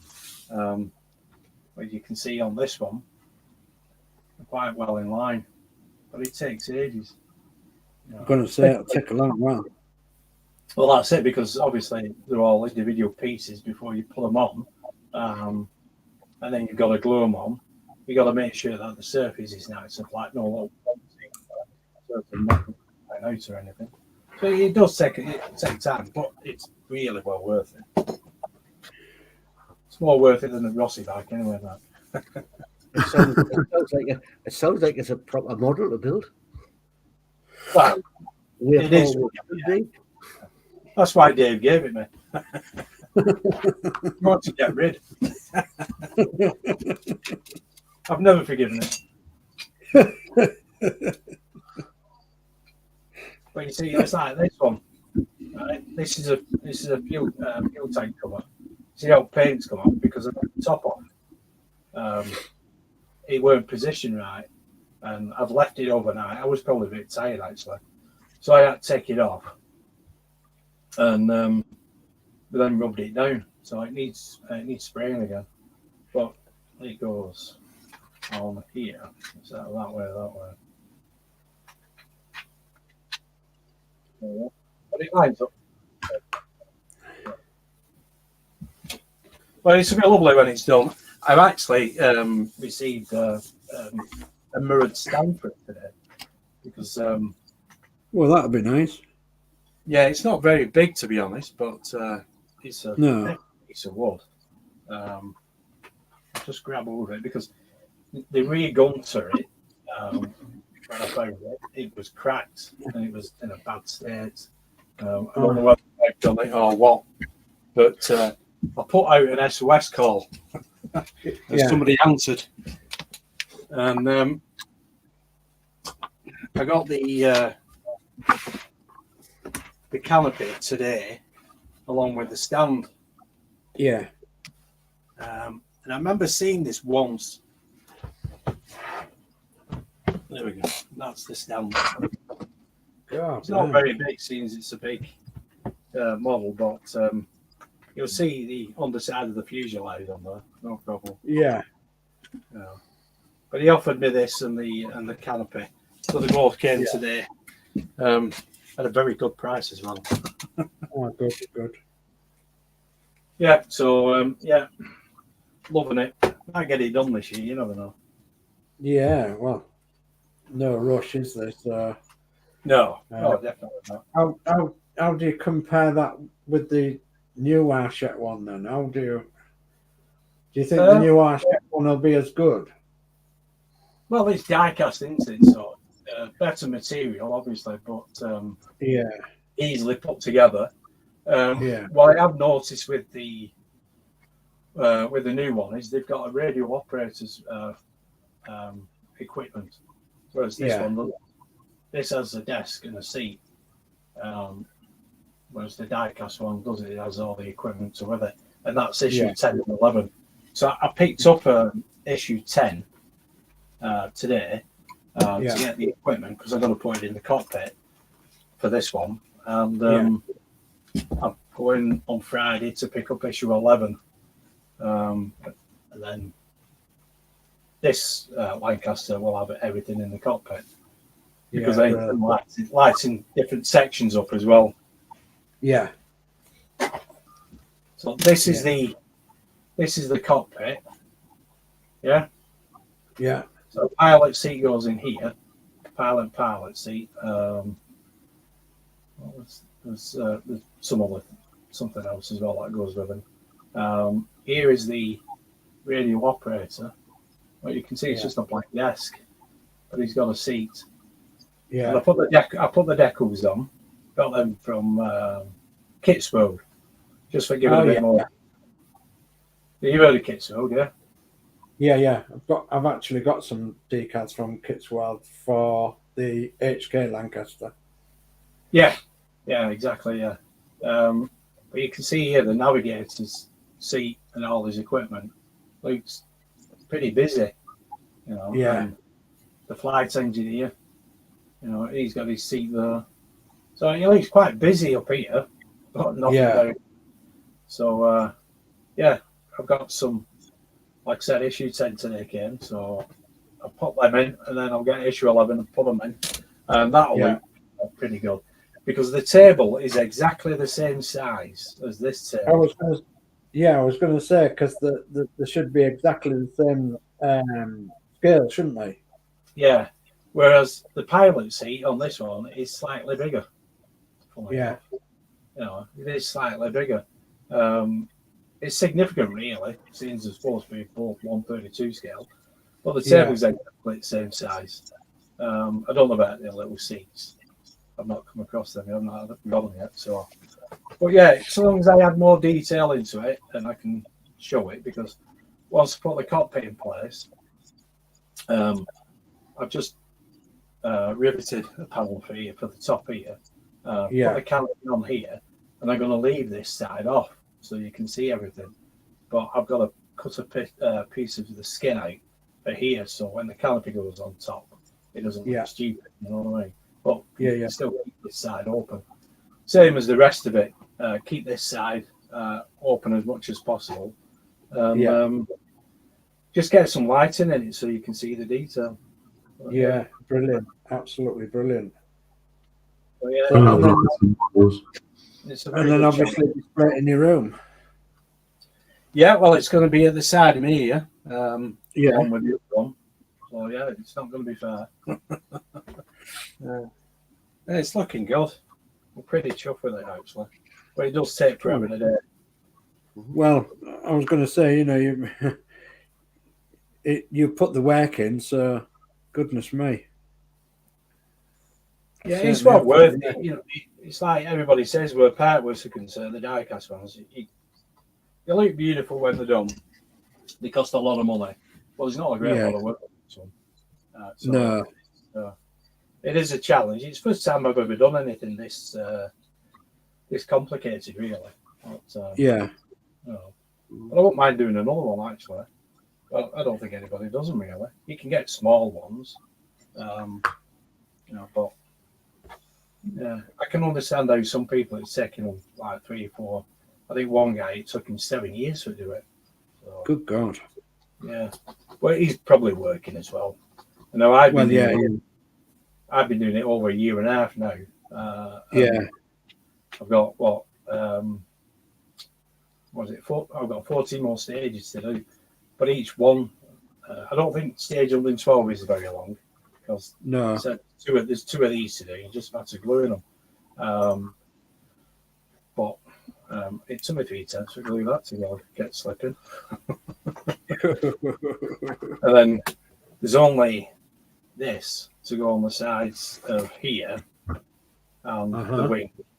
It's just support pieces for when we put the wing onto the central spar. But it's all about getting the measurements exactly right. There's not much tolerance in this build. I've noticed that. No. Yeah. No, I've noticed when you've been doing the measuring out and what have you, and just thinking, goodness me, there's nothing in there to play with, is there? No, well, especially with riveting, because you get one rivet out and it might send you nuts. yeah.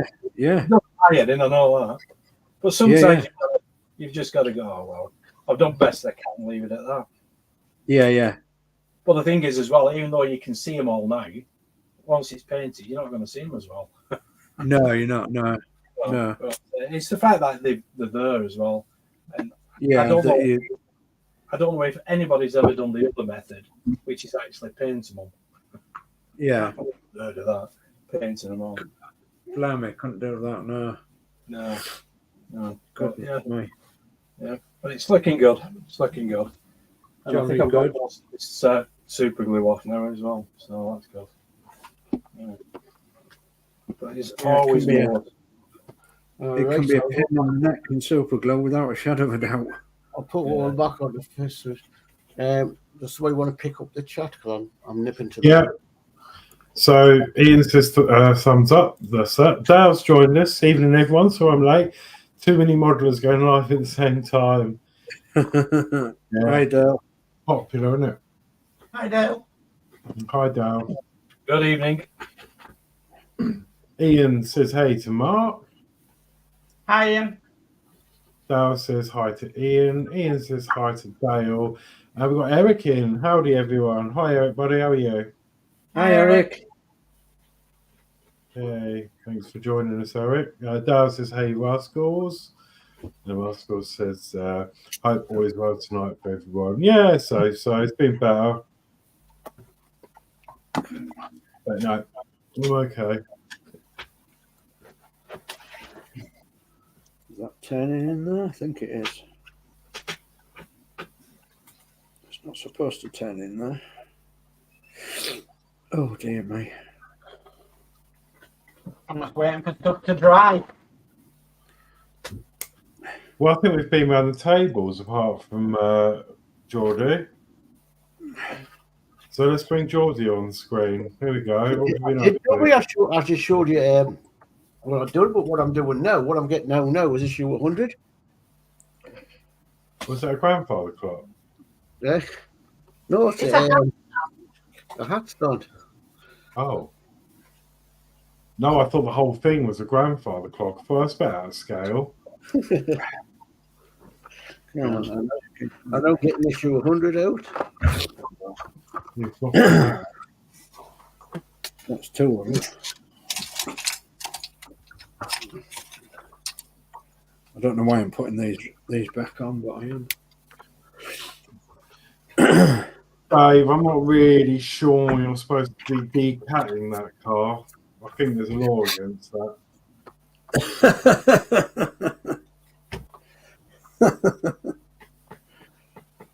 Yeah. With issue 100, you get the hat stand and a little thing. Well, that's crying for a couple of LEDs to be shoved up the neck. Whatever. Yeah, I think it is that doll's house, isn't it? Okay. It's crying for what? A couple of LEDs, Johnny. Let's go. It lights up the doll's house. Yeah, I mean the candle. You can have a little the flickering candle. candlestick. Now I've got to get these walls right. Eric's. Oh no. So Dale says, "I will learn everyone's name eventually."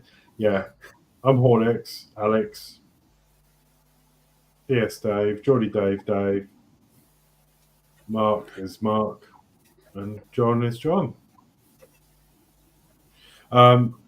Eric says, Horlixs, how's your day at work? I know you weren't looking forward to it the other day. No, well, that's the thing. I have been really busy this week because we've got someone off. We've had someone ill.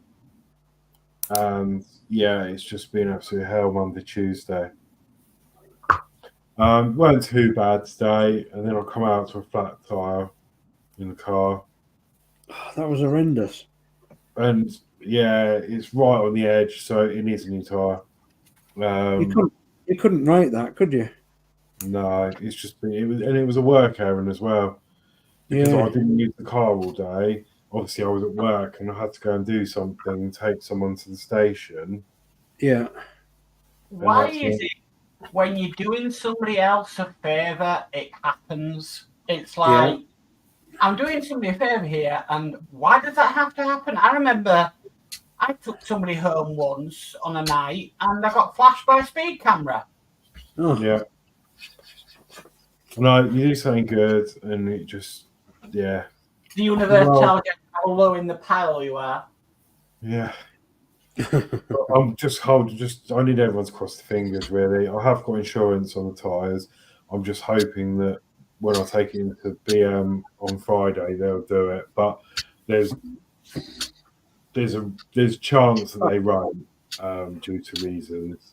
So if they don't, I'm gonna have to fork out for a new tyre, and they're not cheap. They're 200 plus on that car each. Yeah, it's not good. Not good at all. So I'm a bit gutted about it, and it's now flat completely. But the joy of it is they are run flats, so I can still drive on it. But I can only do 50 miles an hour for 50 miles. So I can't make any unnecessary trips, and it should just get me to work and back until Friday. Yeah. Well, yeah, a better flat tyre on your car sets your dashboard off like a Christmas tree. Yeah, it is. It is. It's all lit up. The dashboard's orange. It's got this flat tyre symbol. It's got a big message saying warning. The thing is, it's a BMW. It doesn't come with a spare tyre because they're run flat tyres. So how come the dashboard's bleating on telling me to stop and call the RAC when it's a run flat tyre? So I rang the garage and because I wasn't sure on the details on how you drive on them. And she said 50 miles an hour, a bit like a space saver, but only up to 50 miles on it. So, yeah, that should cover me to get to work and back tomorrow.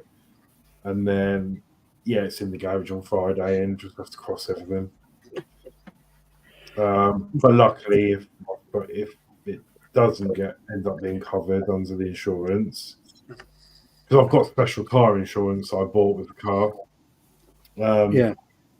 If they don't cover it for any reason, I do have a backup.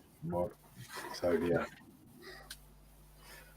I've spoken to someone who's offered to sort it out for me, and I'll sort it out like at the end of March, which is really, really good.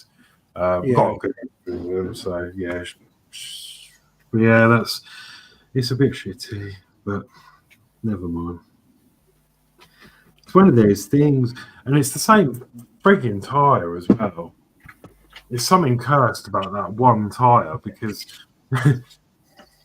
I've had to have something done with that tyre before. Yeah, you have, haven't you?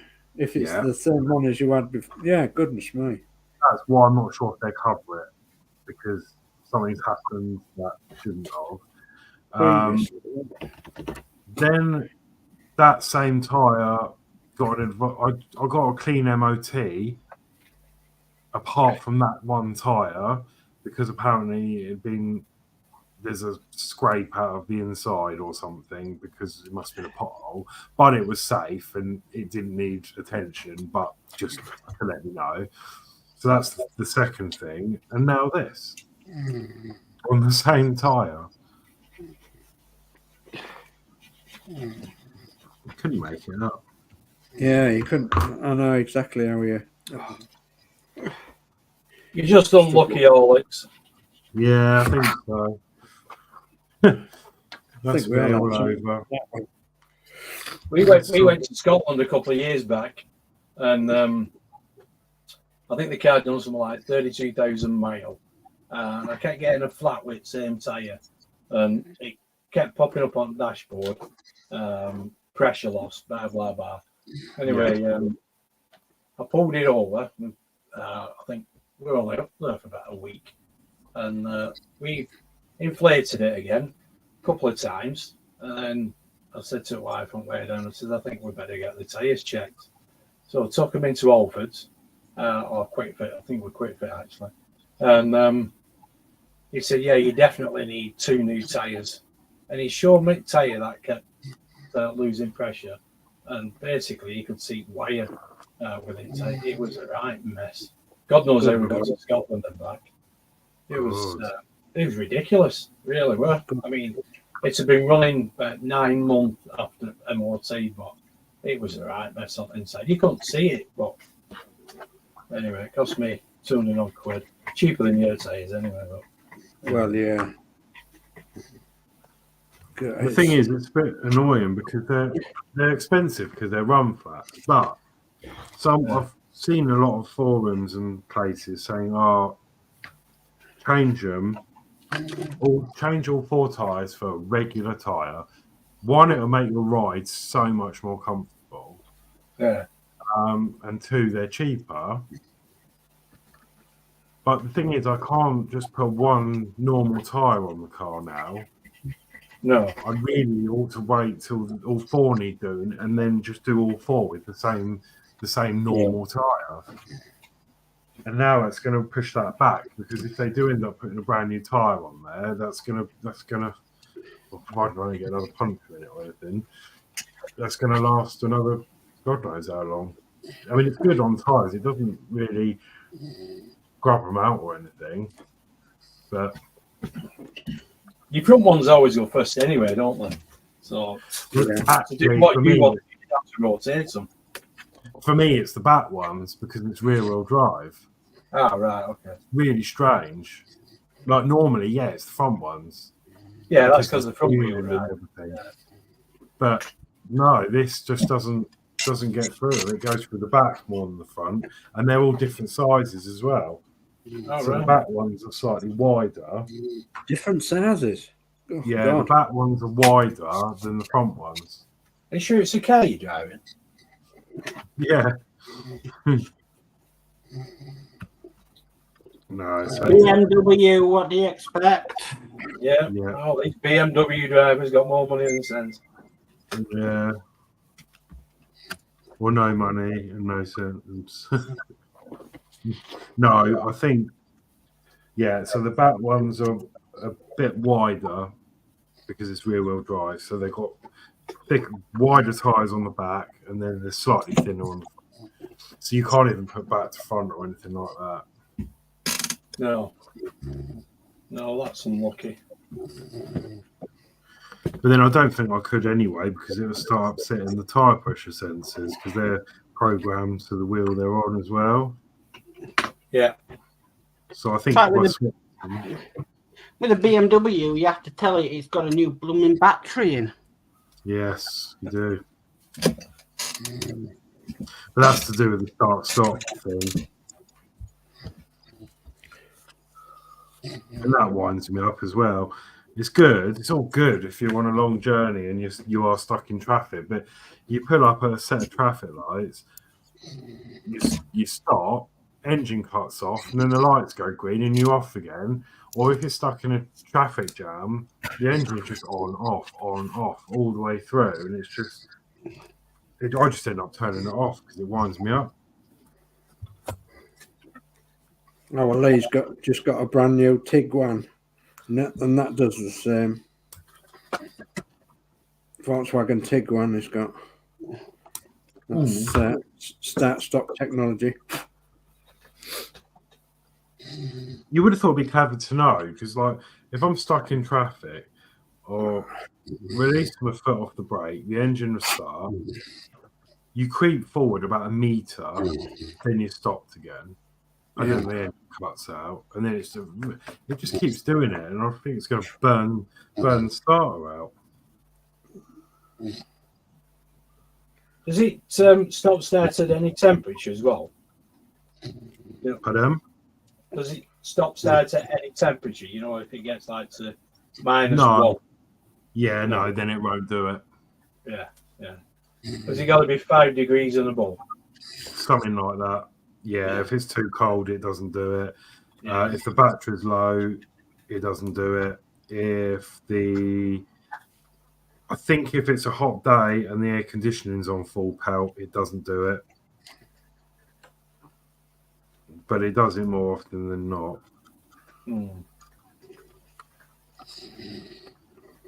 Or you can just push the button. So.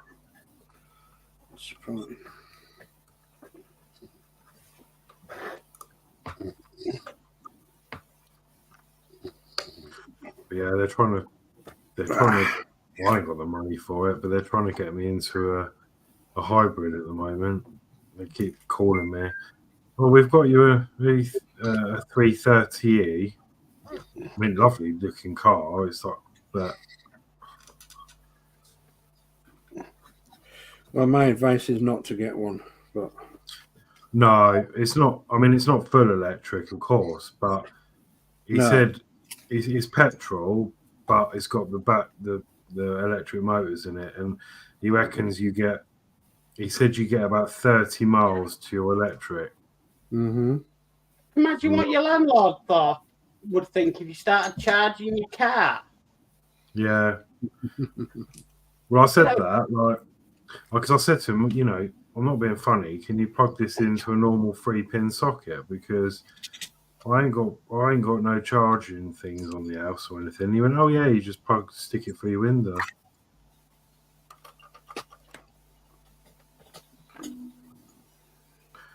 Like an extension. Oh, that's great. That's great on a winter's day, isn't it? Having your window open, having to charge your car up. Well, unfortunately, it's going to be the future, isn't it? No. I think it will.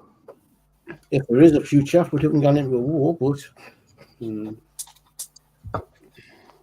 Hopefully, what?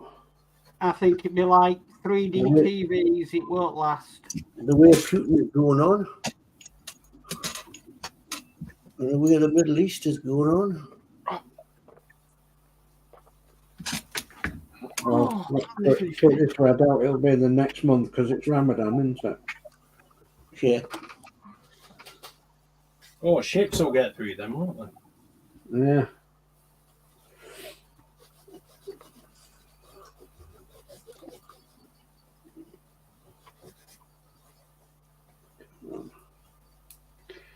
What, spent billions and billions of pounds making a canal that's now prone to pirates? Great. Yeah, well, the canal was built a long time ago, wasn't it? Won't be good for the people working on the canal, will it? What do you call it? Canals drying up, isn't it? The one that they dug, Panama Canal, is it? Well, nobody's using it, have they? Because of pirates.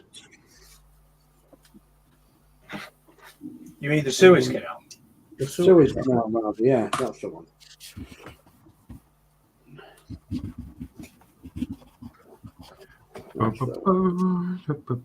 But yeah, no, I think I was saying about to say, yeah, I think it should be all right. I've emailed work anyway to ask if they might be gracious enough to help me with it if I have to pay, because I did do it during the work hour. So you never know. I've got these parts here, Dave, from issue 10 at Lancaster. Oh yeah. Because I did a silly thing on Monday. I went in, picked up issue 9 thinking it was issue 10. So I came home, ripped it open, and then realised I got the wrong issue. So I had to go back with it today, taped it all up, and it's okay. So I managed to get it. I got lucky. But you get all these bits in issue 10. I forget what they call it. Please.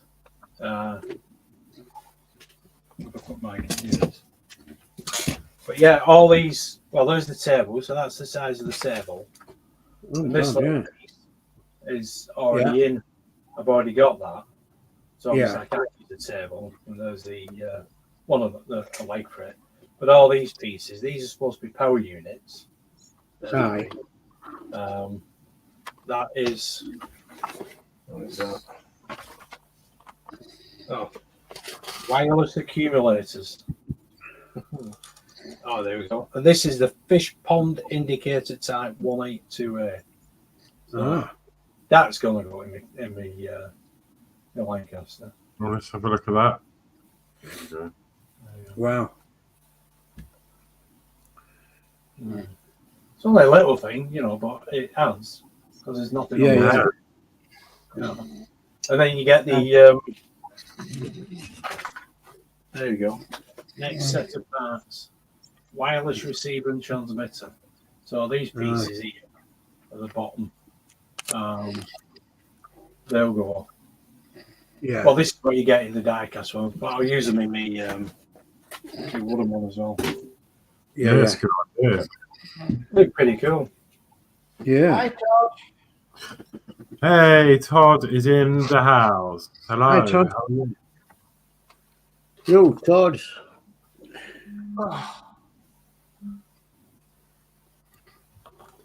Blimey, I can't get my brain to work tonight. No. Howard.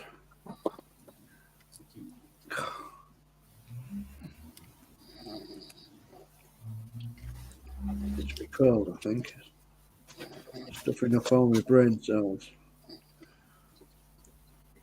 So little brain cells, the grey cells.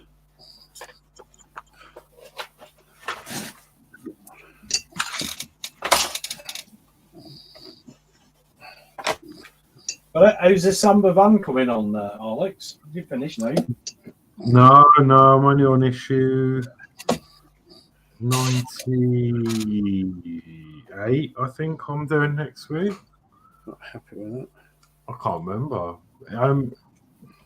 I think it's 98. Let me have a look. The last one was 97 because I recorded that as well. Yeah. So 98 this week. Yeah, it's going all right. I mean, the doors are a bit funny.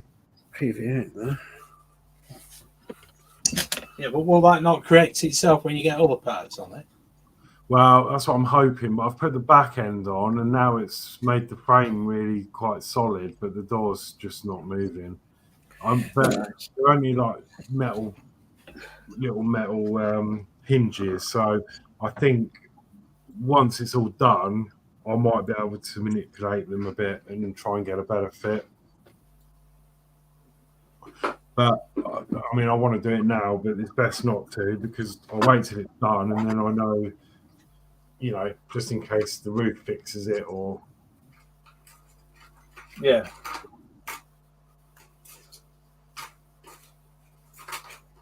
There we go. But yeah, then once that's done, it'll just be the Ferrari 3 I'm building, and then that'll be it for Partworks, I think, for me, because then I'll just be doing like the old plastic kit, and just haven't got the space for them.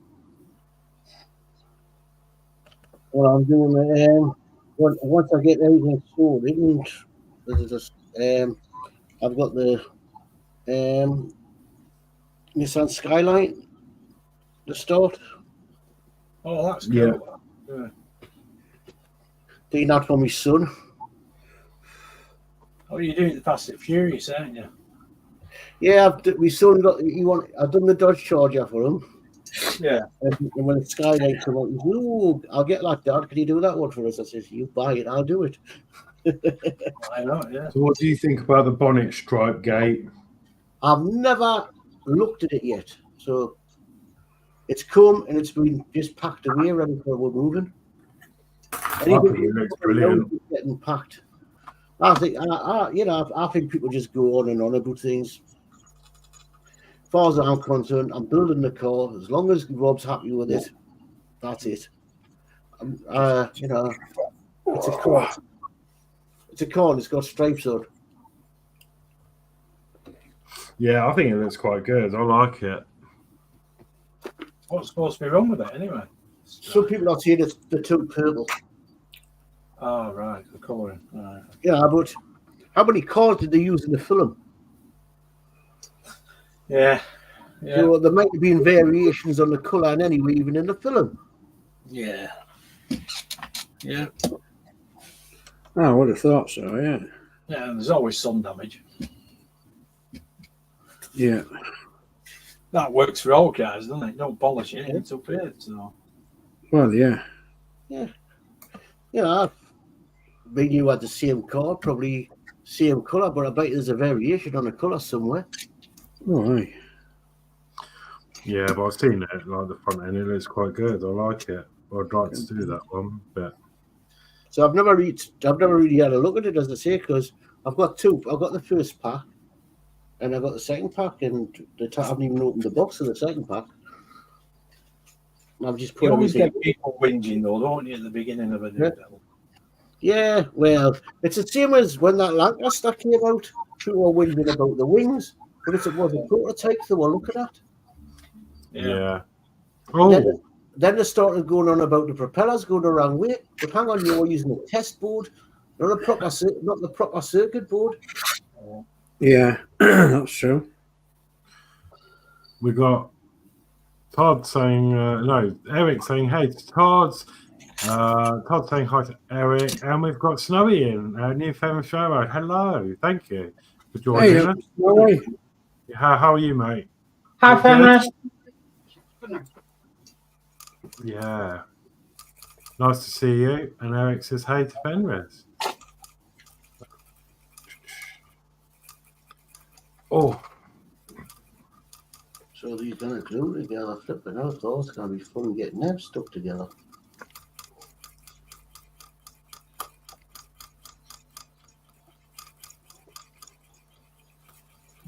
God, come on. It's only plastic. I'm a Barbie girl.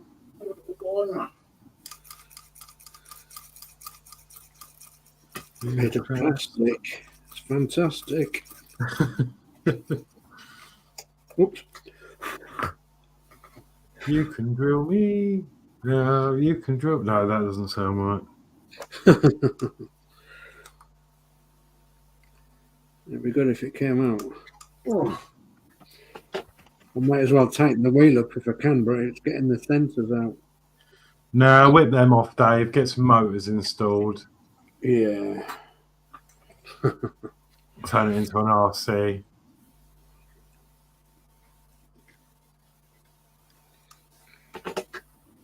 Come on. So new friend with Snowy says, hey mate. Oh no, we've done that one. He's doing good. Thank you. Cool, that's good to hear. Johnny No, good. doing good. Todd says, you can brush my hair and dress me everywhere. I think it must be on one of your top albums, isn't it? What? John's gone through anyway. Good. Ooh, Come on. I'm a bit too far, Todd, to do all of that. Yeah. I'm going to call it a night now, guys. Well, thank you ever so much, John, for joining us. Thanks for joining. Thanks for having me on. No, Yeah. welcome. You're It's nice to see you. Catch up. Welcome, John. See you You're again welcome. sometime, all right, mate? Yeah, definitely. Okay. All right. Thank you, John. Cheers, guys. So- See you later. Bye. Take care now. Bye, John. you. Bye. Right, John. Bye, guys. Right.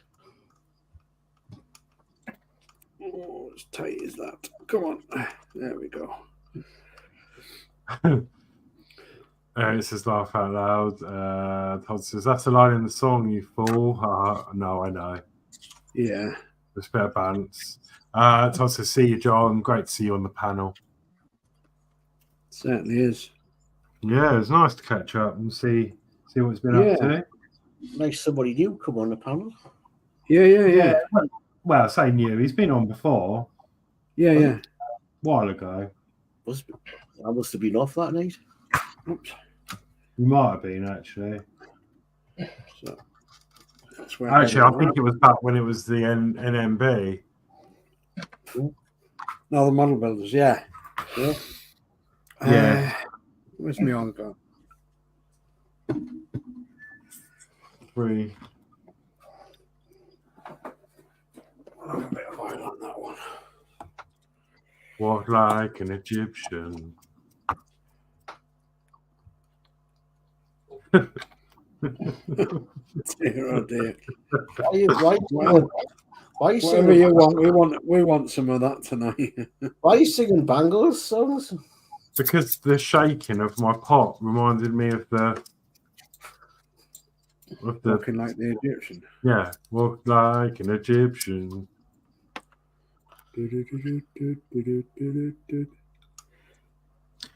That'd be a good thing stream actually. We could do like a model and craft bands, and we have to like It's going. make percussion out of something on your bench.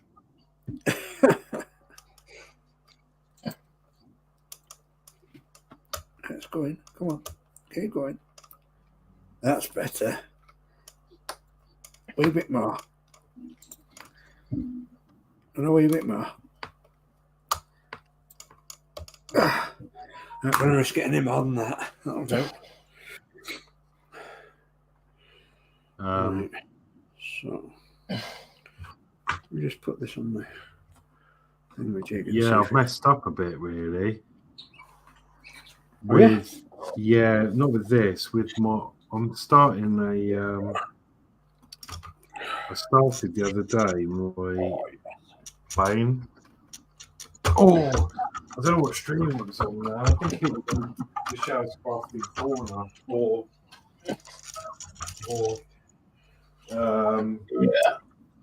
Terry's A Little History.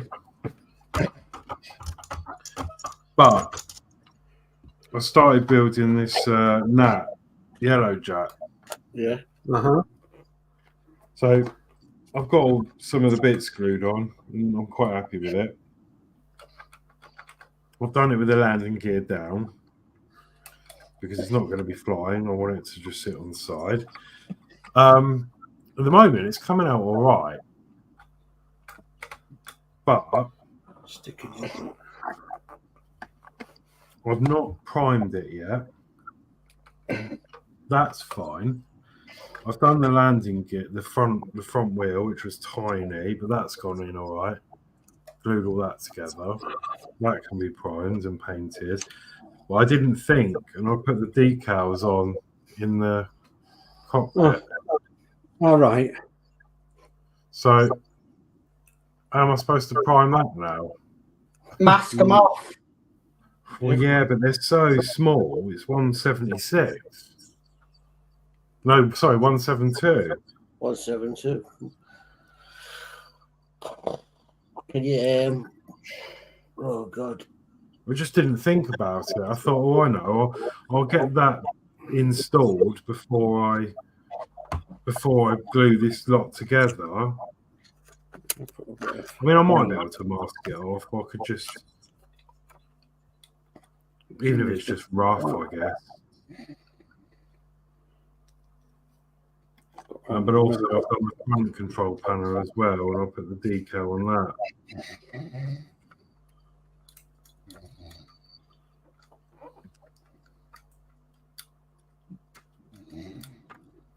Right, so come down on that one. That's not so Not bad. that the decals are actually much cock because they're they're not sticking very well on there.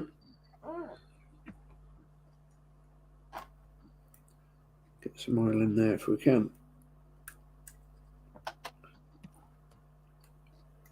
I'm looking forward to getting some yellow on this, and I think what I'm going to take I'm going to take a leaf out of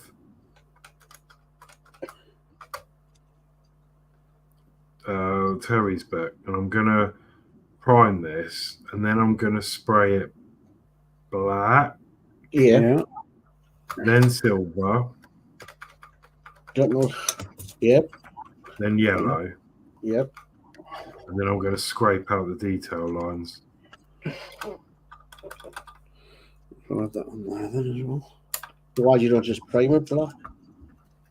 Oh, I could do that as well. Yeah, I haven't got any black primer, so I'm just trying to save some money. But yeah, I mean, either way, but I'm thinking black, silver, yellow. If yellow goes over silver, okay. Or just go straight with the black and then the yellow, and then just so I can scrape out some of the detail lines and try and get that effect. I mean, it's a cheap set. It cost me £3, so I'm not bothered if it goes wrong. I just want to practice the method and see how I get on with it. You know, I'd rather do it on something like this than like a Bedford, for example, and then completely mess that up. Right. So The thing I is- want to try and The thing is, you can then, if you did mess up, you can then use that model as for practicing on. yeah. You know, as what they call it, well, a thing so you can respray it anytime you want, just practice spraying on and stuff like that.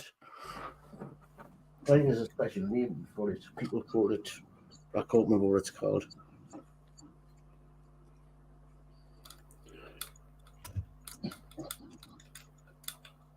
But yeah, I think I want to use it as like a little practice. Still a bit low, isn't it?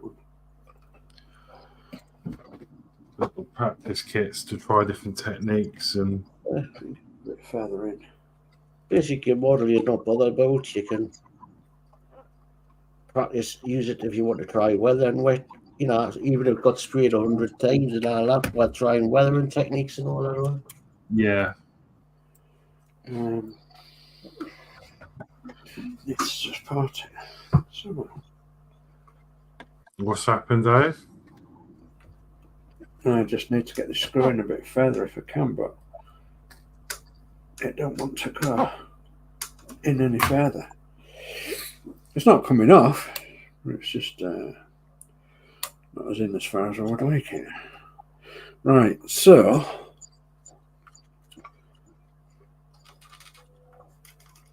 yeah. Apart from the wool caps that keep dropping off, got some suspension that actually works.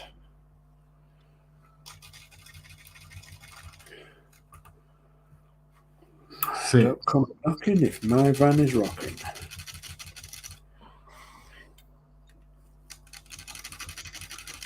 Yep. It's all right. Dave, you're going to put a black and white cat in it. Yeah, that's a good idea. Postman Bob, Postman Bob, Postman Bob, and isn't.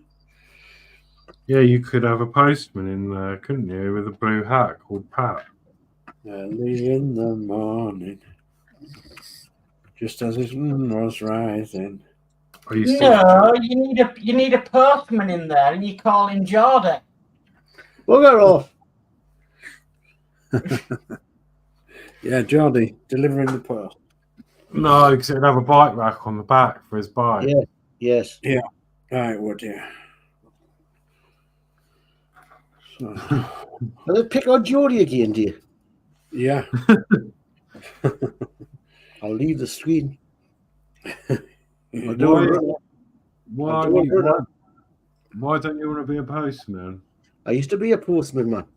Oh, you did? Oh, of course, yeah. Did it. What I just said to Dave, I've been in one of them vans. And when we had the Dodge, I was in a Dodge van and I was delivering, we're doing money deliveries. Yeah. We won in the post office picking up the money and somebody bloody blew the bloody doors off the van. Tried to freaking nick the nail.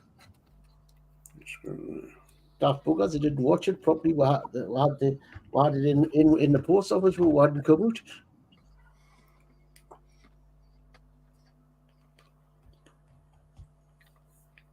Are you going to have like some little mini parcels made and put in the back?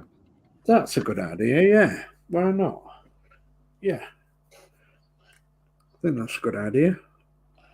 Yeah. Get you to print out some little letters.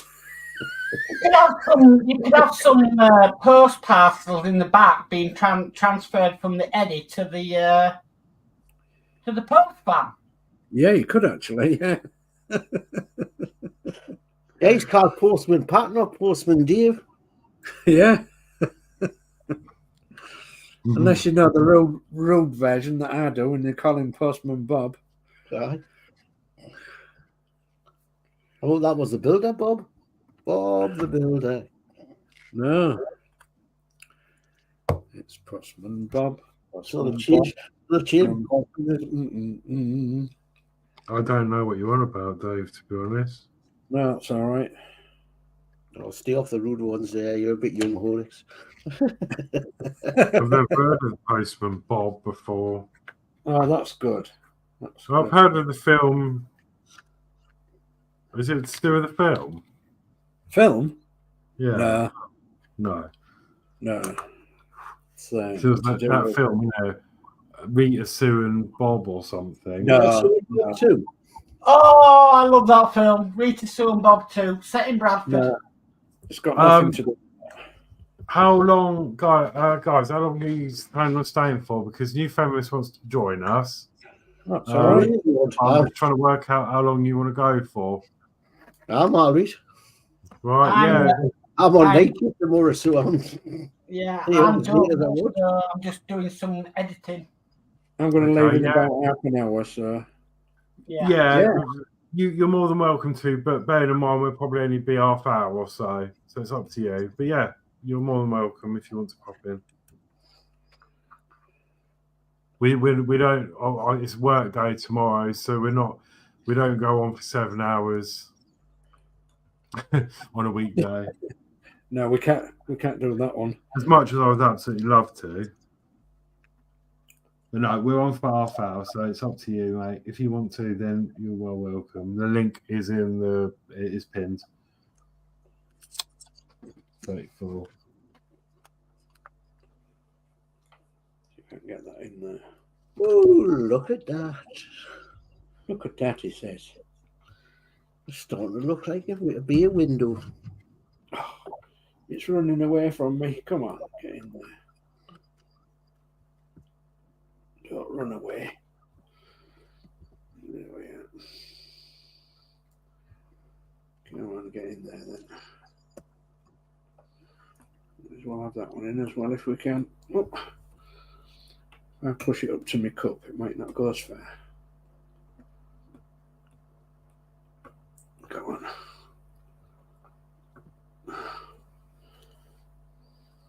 Oh, it's dropped out again. Come on. Get in there.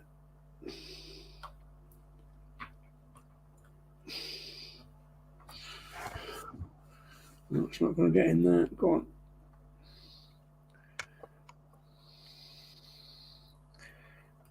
I need 5 or 6 hands here, but I'm getting there, I think. Oh, we have somebody come in. Yeah.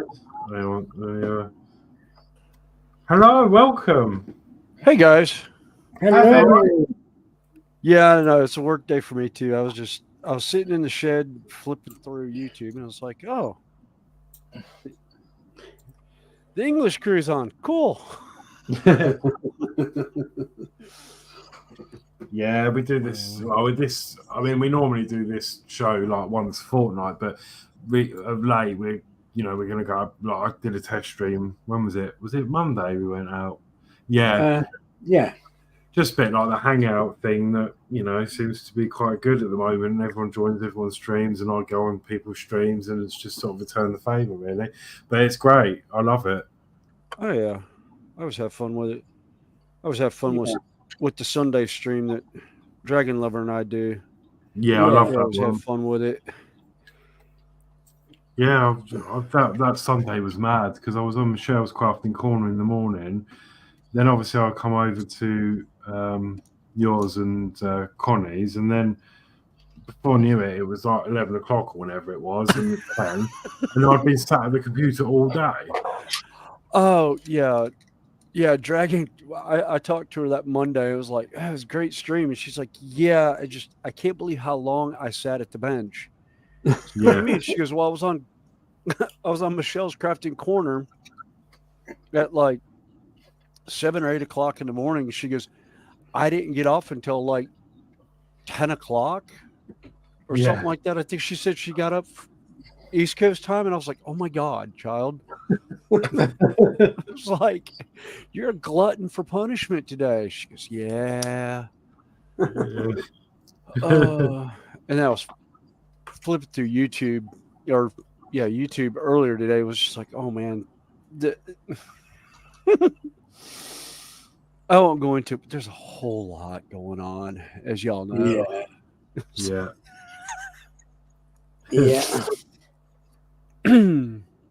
So yeah, how's your day been anyway? Oh, it was good. I had some work. Well, I went to work and pretty much played around, and then came home, and I was just like, I want to do something. I was like, let me get out of the shed and play. Yeah. Try and get these walls knocked out. God knows I have enough of them. Yeah, I'm saying you going to get some more, didn't you? Yeah, I did. I've got 3 boxes worth that I'm going through right now. There's probably, I think there's, what is it, 8 or 10 plates that are in here. 1, 2.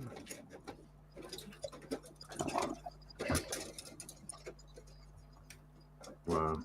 There's like 14 sprues worth of wall to a box. Wow. Yeah. And I'm in my last one now, but I've still got a whole tote full of walls that I've primed. I just haven't even done the detailing in them. Although I was talking with the guys over here about Terry Senior, saying I want a couple of the Kiss My Butt, the Kiss My Butt stickers. Yeah. And I want to get the decals in 1/48 scale, and I'm gonna stick them on some of the walls on my modeling terrain. Because when I take them to go game and stuff like that, nobody will know who it is, but they'll see it and they'll ask about it, and then might drum up some more people for the community. Yeah, definitely. No, it's nice. Yeah.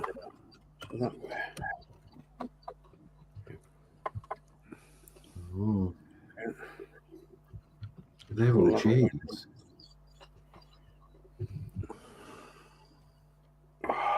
Come on, my fingers are at whack. Yeah, I'm wondering whether or not I'm actually going to be able to paint, because my carpal tunnel's acting up today. I had a massive case of the dropsies at work. I think I dropped a pair of electrical lineman pliers about 3 or 4 times from about 8 feet up in the air on a ladder. Thankfully, nobody was underneath me. So watch out below, Yeah, I usually, when I feel my hands going bad, I pretty much look around and go, headache. Everyone's like, what? And about that time, it hears thunk as the side cutters hit the floor, and they're like, oh, that's what you mean by headache. It's like, yeah, don't look up. Yeah. I'm just going to come over to New cameras there, and let's have a look and see. Look at that detail on there.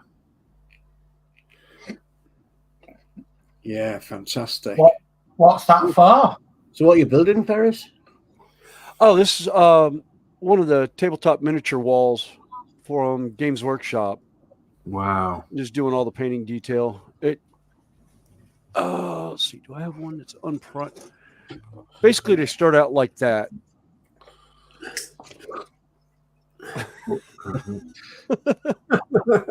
Gosh.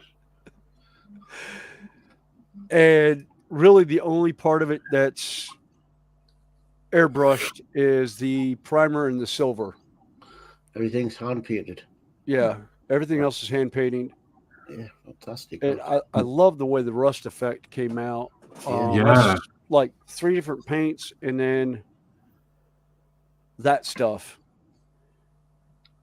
Basically rust in a bottle. Mm-hmm. Right. I stumbled across this from the modeling crowd, and it's basically all this is all my rusting effects. It's where'd it go? It's typhus corrosion, which is a technical paint, which is the dark brown, and it's got like a little bit of gritty sand in it. And then I've got 2 different oranges that I use, and then that rust effect. And That is amazing. it comes out fun. It's so pleasing to the eye. I love that. I could just look at that all day. Yeah. Yeah, actually, I've got enough to probably do probably a 4-foot by 10-foot board right now. Mm. Wow. That's a lot, isn't it? Yeah. Yeah, I don't know what the see what a meter is. What, 3 feet or a yard? 3 inches. Yeah. Yeah. Thereabouts. So yeah, it's probably just over probably 3.5, 4 meters by a meter. Yeah. Wow. Yeah, Todd in there says, yeah, that looks fantastic. Well, thanks, guys. Yeah. Yeah, look at that. Oh, that's amazing. So, I had to turn my air conditioning on. Mother Nature's off her meds again. It's what is it here today? Air conditioning, we don't have that over here. Yeah. Air conditioning over here means open a window. Yeah. Yeah. For me, it means I can sit in the car. Unless you've got a car. The car's having a bit, but Well, yeah. Around here for that we have what we call it 260, 2 windows and 60 miles an hour. hang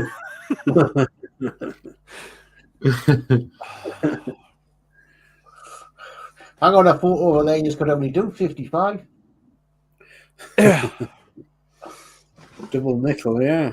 Well, I was in the States in 81 and all the roads said 55. No, a lot of them are still. A couple of them have gone up to 70 miles an hour. Usually out away from the cities, and it's usually 55, 55, 65, depending on the actual highway and that. Suppose it's a wagon, is it? It restricted to 55? Yeah. Yeah. But as I say in the 80s when I was over there, as I said, you know, we went down there we went from Ork down from Ork. My dad drove from Little Rock down to Florida, and most of the roads were the highways were 55 there. So yeah, they must have changed it over these, the years.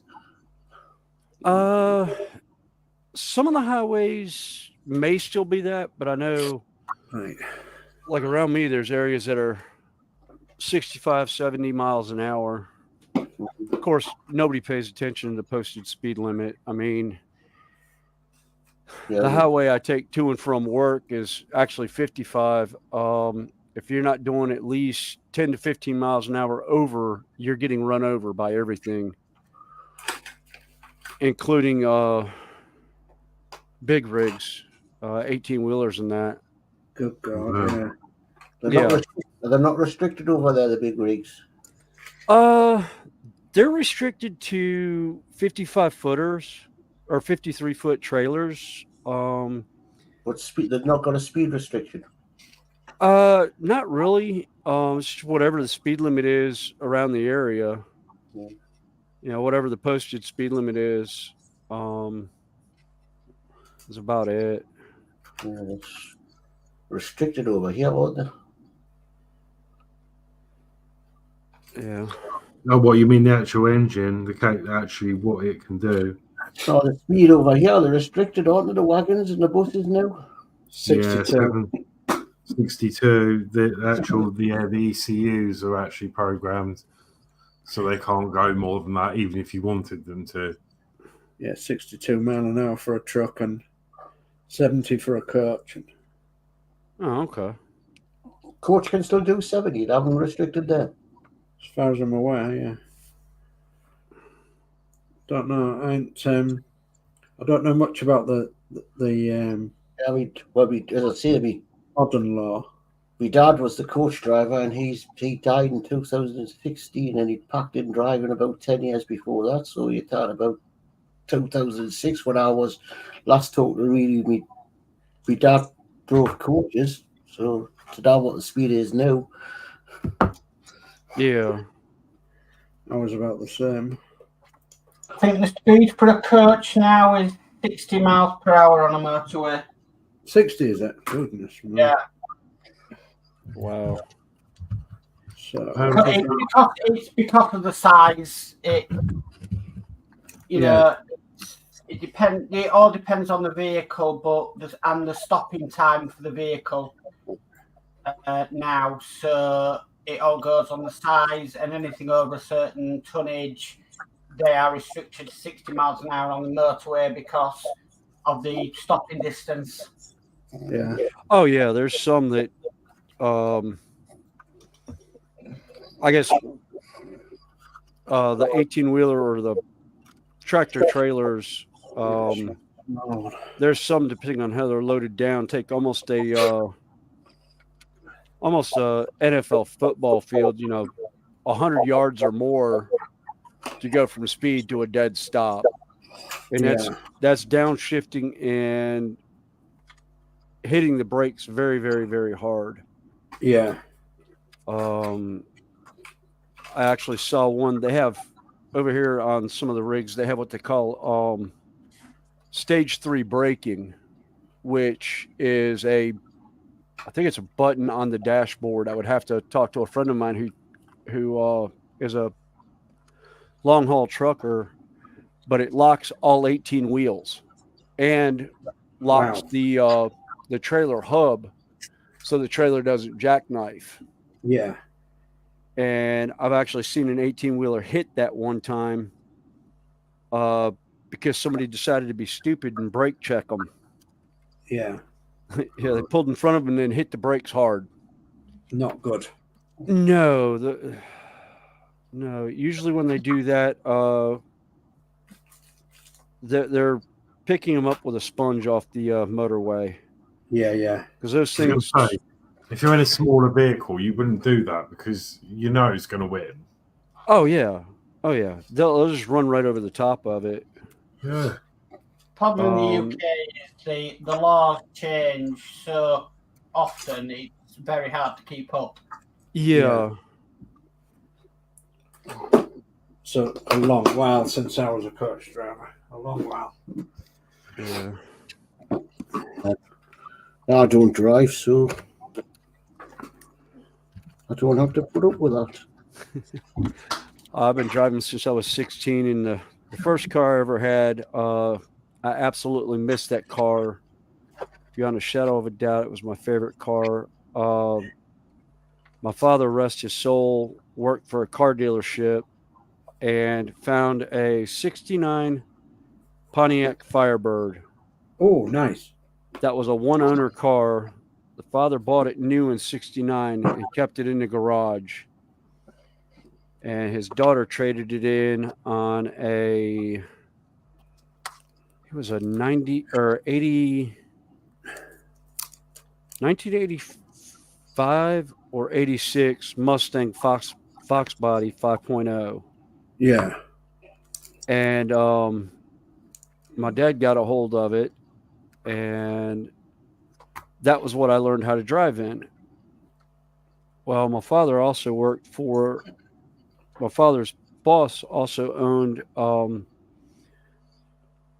NASCAR racetracks, and we have one here in Charlotte.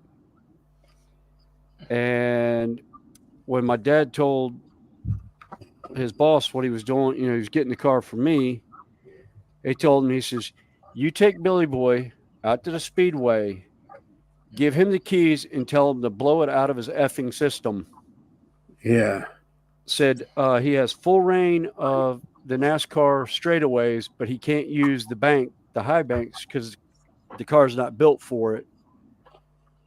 And at 16 years old, I had that car up to 155 miles an hour. Wow. And absolutely scared the crap out of myself. Yeah. Because it was manual brakes, and I had to literally stand up in the seat to get the car to stop so I wouldn't go up the high bank. Wow. But I would love to find another car like that. But to find a classic car like that nowadays is almost next to impossible. Like the route of like a barn find, isn't it? Or yeah, it's almost you have to find it where it was good that you were able to get that experience at that age to run. Oh yeah. Yeah, well, on my 18th birthday, my dad got me driving experience in a I'm trying to think. At the time, it was the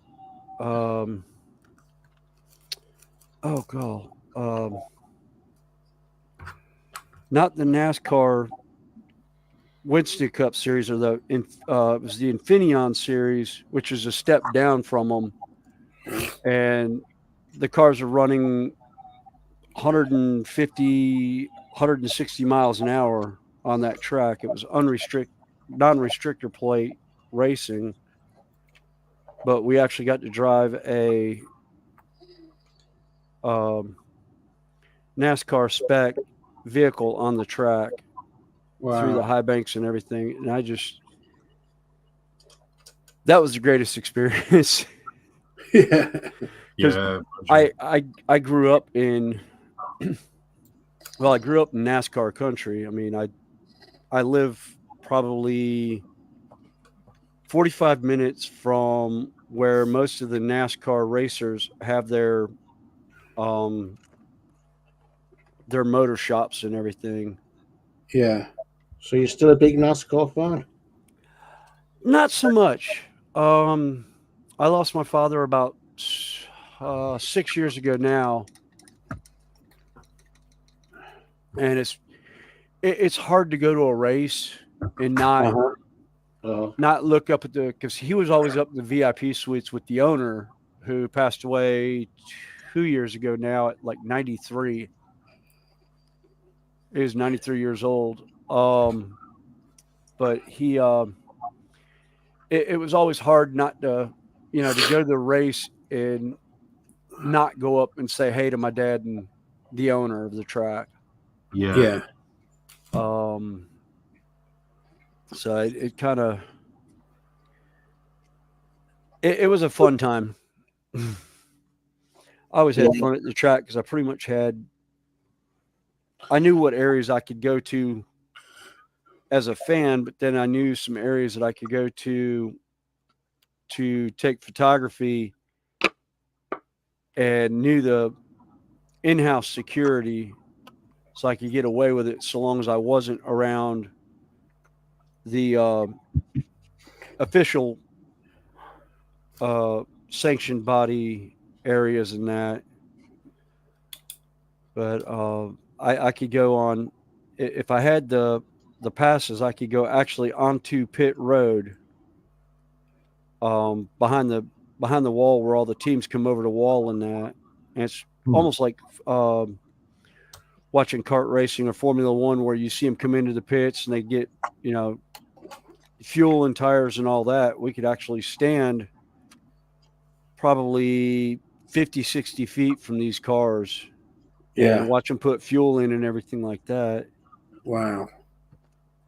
And I almost got busted by the sanctioning body one time, taking a picture of the one female driver, Danica Patrick, when she was driving for GoDaddy. I leaned over the wall with about 5 guys from the media and snapped my picture. And right as I was leaning back, the NASCAR official looked back and saw me. He goes, "You're not supposed to lean over the wall." And I looked, I was like, "Oh, sorry, didn't know." Yeah. I turned around, and one of the security guards is standing there looking at me going, "Really, Billy? Really?" I'm like, "Oh, sorry." David Right. Bassett. Sorry, I'm going to call. Go on, Horlixs. Oh no, I was just going to say David Bassett saying hi, hi to everyone, and How are you? a late David. evening to Hey, David. and all of that. Hi, David. Yeah, and evening to Mark and Geordie Dave. Yeah. Hi, Dave. He says in the UK, new vehicles should be fitted with limiters as follows: buses and coaches, including minibuses, 60 mile an hour, and for commercial vehicles in England and Scotland with a maximum laden weight of 7.5 tons and above, the maximum motorway limit is 60 miles an hour.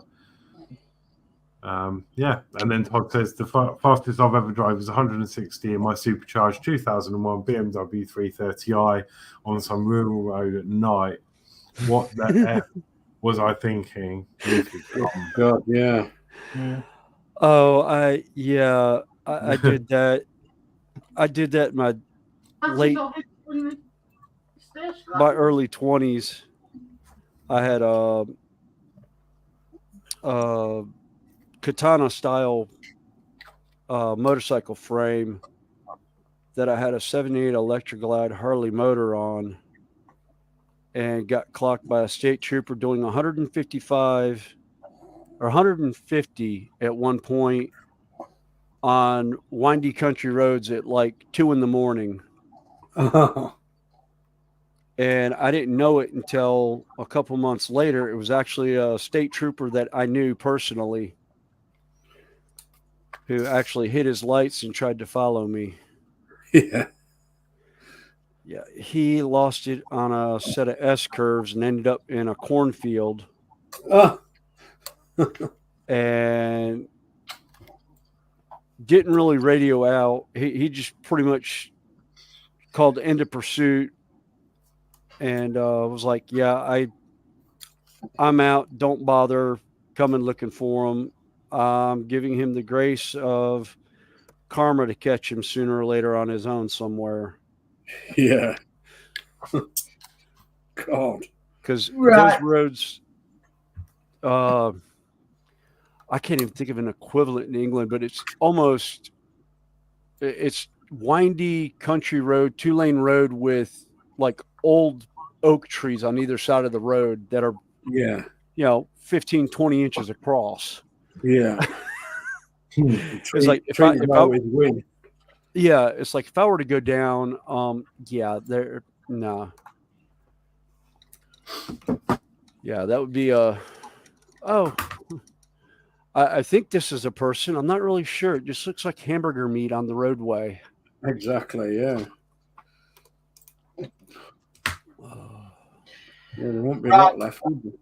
Right, No. guys, I'm going to call it a night because it's like 20 to 11. I'm getting really tired. So Okay, man. love you and leave you. And I'll catch up tomorrow on the end of this stream. So good night from me, guys. All right, good night. Yeah, No. good night, Mark. Thank you. No problem. We'll turn the lights off. I drove Yeah. Thank you. I drove a Jag 120 miles an hour. Yeah. We That's made, insane. we made dad's jag. When I was 18, we had to give us a go with his dad's jag, and I raced the thing. Need license neither. Naughty boy then. Yeah. I suppose, well, we've all been on that road, I suppose, one way or the other, haven't we?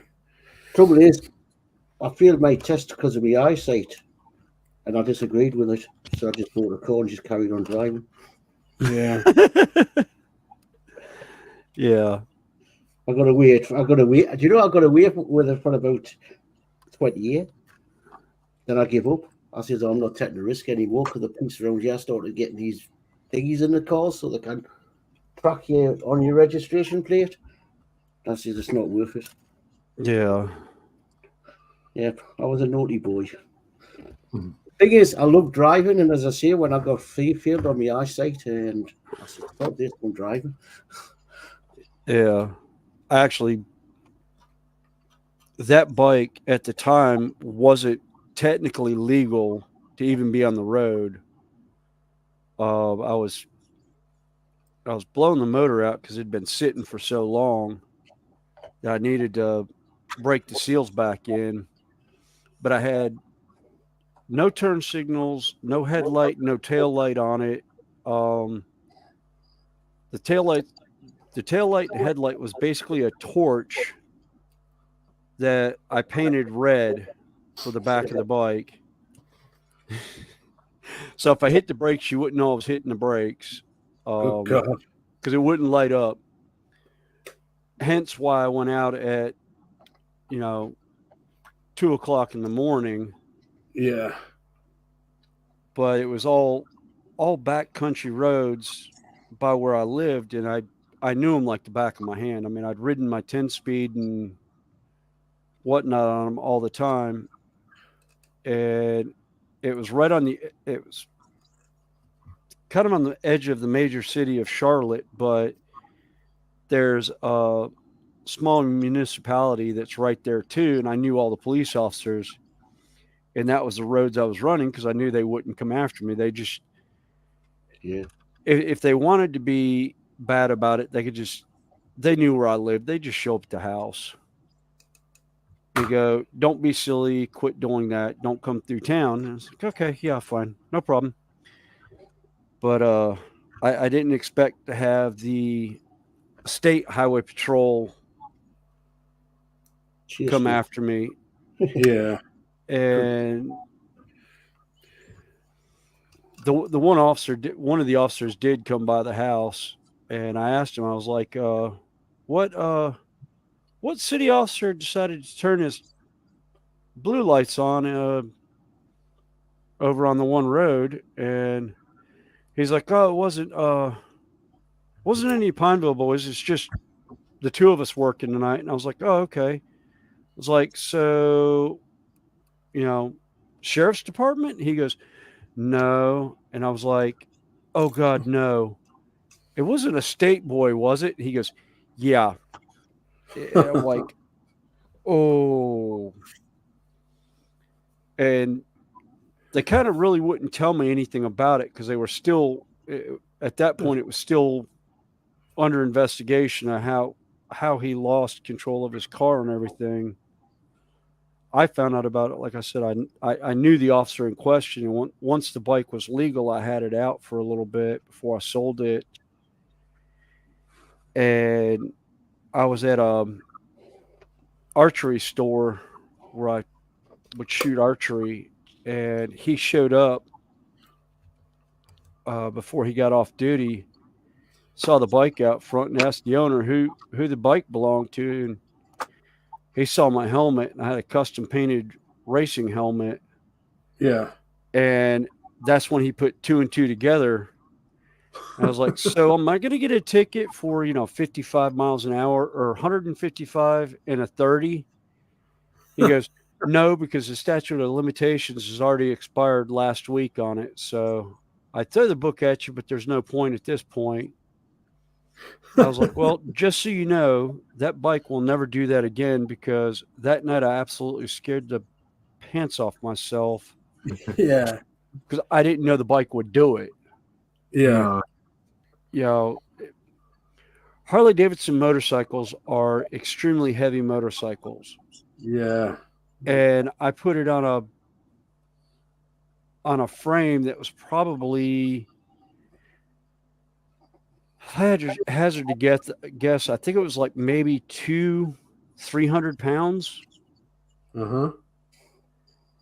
And it was still geared for, you know, a 400 or 500 pound bike.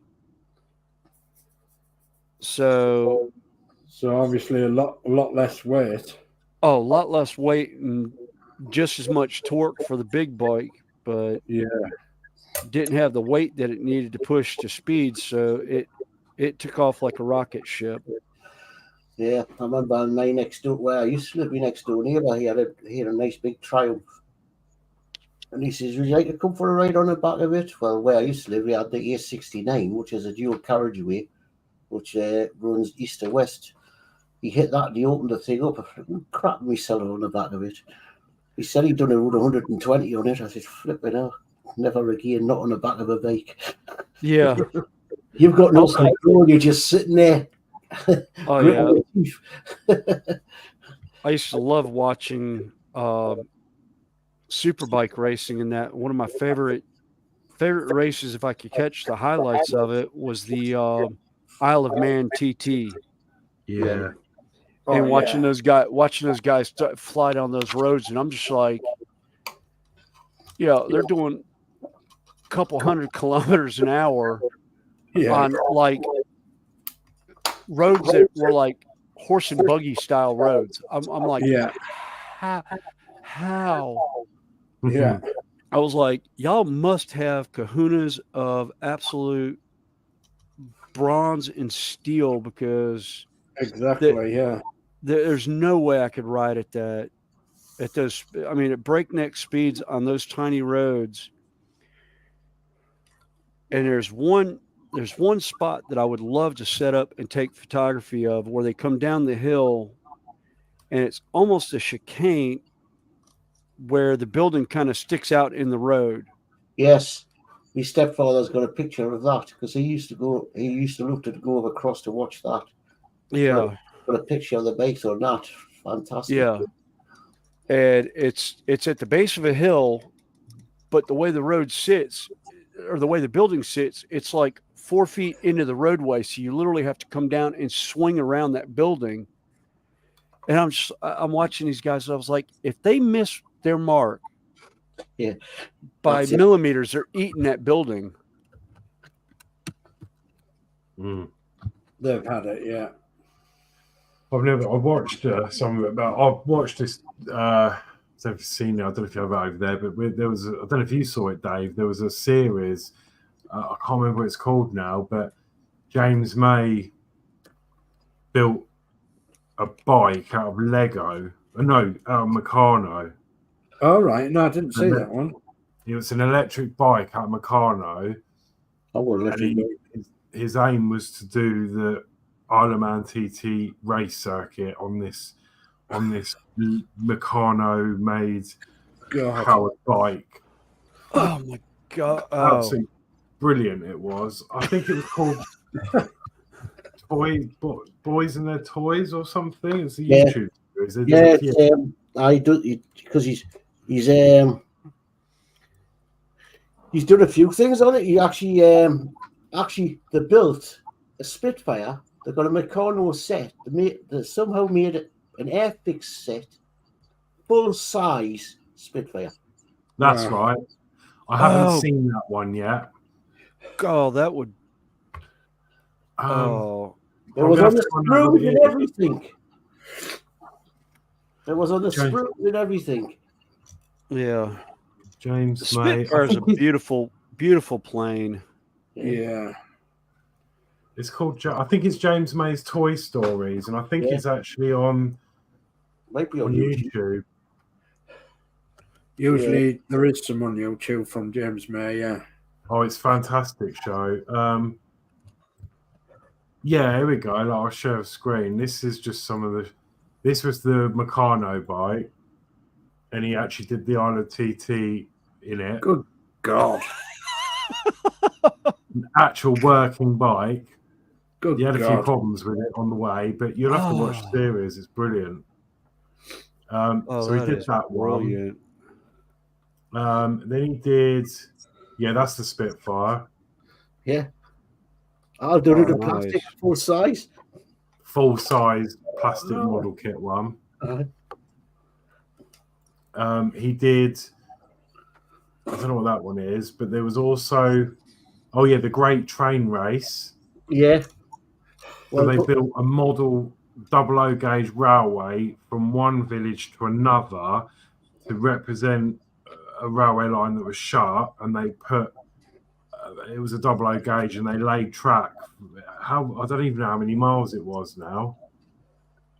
And I think, did he do a Scalextric thing around Brooklyn? Yeah, he did a Scalextrics one. I was about to say, is that the one that did the Scalextrics?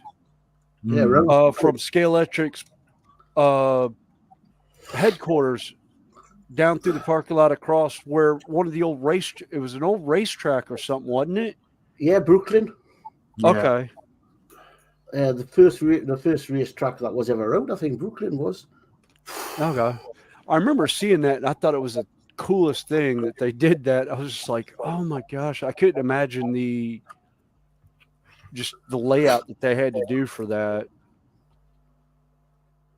Yeah, that was good. They did the bike. They did the plasticine one. I'm not sure what that one was. I didn't see that. They did the Lego, where they built a full-size house out of Lego. Yeah. That was brilliant. Absolutely loved that one. That was awesome.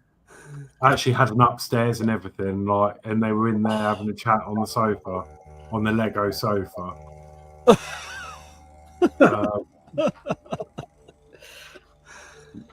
think it'll be on YouTube. It's called James May's Toy Stories.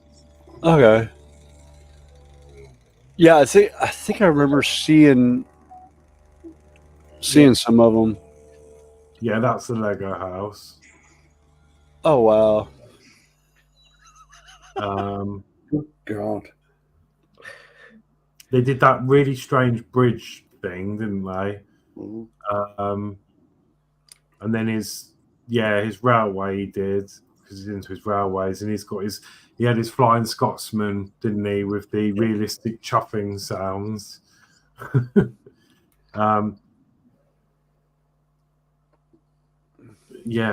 an amazing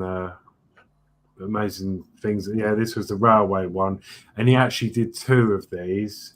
He did the one series, and he did one series and another series because his Flying Scotsman died just before the end.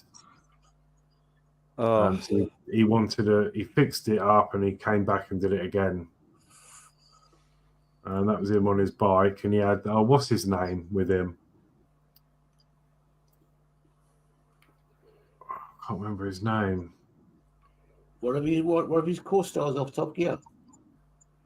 No, the one that was in the bike with him. I can't get this picture any bigger. Yeah, something I'm hoping to do sometime between now and midsummer is get my N gauge layout back up and running. Because I've got two different steam locomotives that are U.S. steam locomotives that I absolutely adore. One of them actually has the sounds and everything with it. I like the old Wild West locomotives. What you had, the old Wells Fargo ones. What you see in the films. Yeah, actually, I've got a Union Pacific 484. Oh, there she is. Really grabbing that. Dale was in saying, "Wow, still going, dudes. Hey, Snowy." Yeah. Dale says, "Dave, yes, that paintwork is looking awesome, bud." It looks all right through camera, but it is matte. but it's a lot better than what it was. Yeah, no, it's good.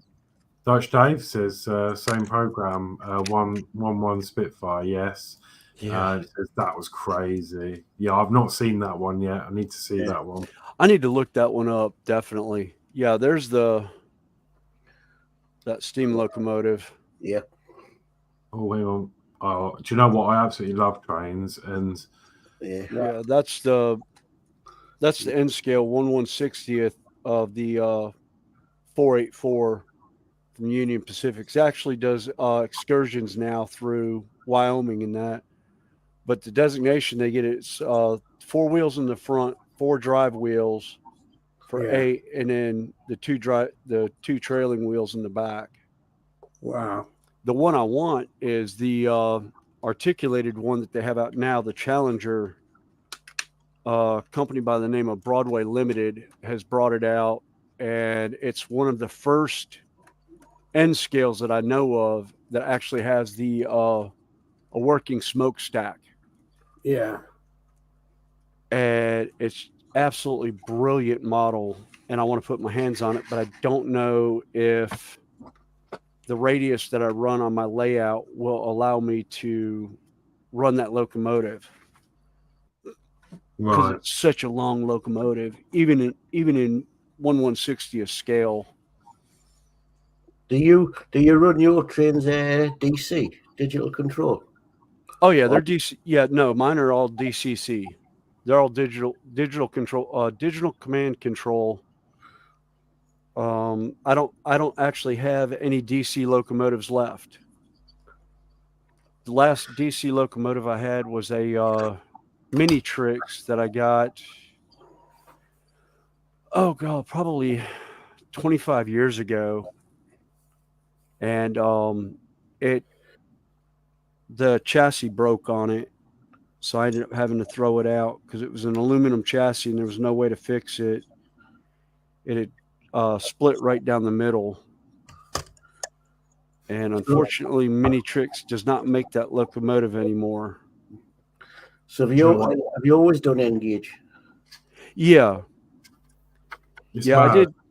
I did N-gauge over HO or double O just because of the size constraints that I had at the time. I wanted something small that I could, do a small layout and be able to take it down and put it back up whenever I wanted.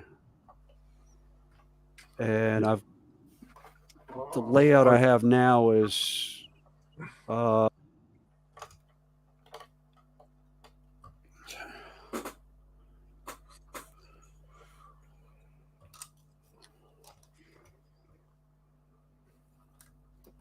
my glass gone?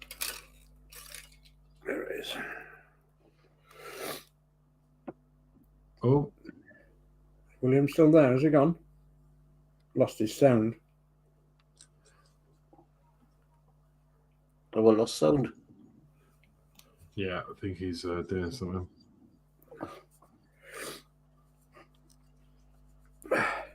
It just keeps putting up problems, does this build? It's window fell out. okay. Sorry about that. My headset just decided to crap out on me and it shut off, so I just plugged it in. That's all right. Battery. Yeah, well, it's my backup headset. It's my original streaming headset. So it hasn't really been charged because I don't use it that often. But I left the one that I use for my Sunday stream up in the house tonight. As I say, I love trains, and you just got to have the space to put them. I mean, I'd love a garden railway. I've seen a lot of them where you actually run it around the garden into a shed and make it. Oh, it looks amazing. Oh yeah, Yeah. the garden scale is 1/48 scale or something like that. It's basically O gauge. Yeah. But they're designed to go outside. That's why they call them garden.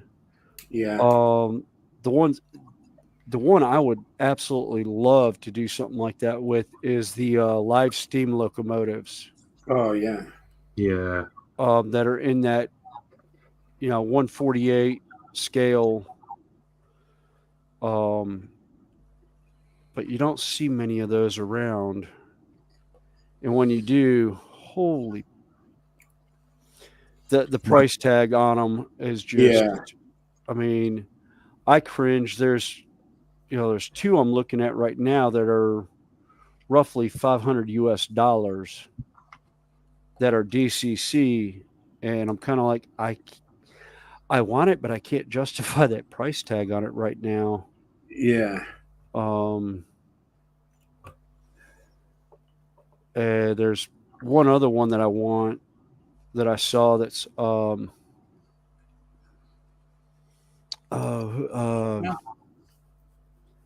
can't think of the actual railroad company that it's. I want to say, it's Norfolk Western, which was a train line that came by me with passenger service, and one of their locomotives. I like the look of the locomotive. It's also steam, but yeah, they command a higher price, don't they? Yeah, the one I really want, I would absolutely be smitten if I could manage to find a N scale, be it British N scale or regular N scale at 1/160th to 148, is the Flying Scotsman. Yeah. I've seen some, but by the time I've seen them, they've been gone, and I haven't been able to get in touch with the owner to buy them. Yeah. And nobody produces them anymore. I haven't seen many of them. But to find one in DCC is a rare find. Yeah. I'm trying to find a message from my dad because he's got a train. We said this on another stream. Oh, here we go. Yeah, you said your dad had was it the He's train? got one for me in his will. It's here we go. It's a Lionel HO00 gauge. Oh. It's from 1954. Wait a minute. Lionel HO? Yeah. Oh, wow. I did not. I know they did the O gauge. I did not realize they did a double O gauge one. Apparently, that's what he's saying. Unless he's getting confused, he says it's a. Because I asked him about it a while ago, back in 2022. I've just found the message, and it's a Lionel, HO gauge. He had it for Christmas in 1954. He said he doesn't know about its rarity, but they went out of business years ago. And then he was Lionel HO.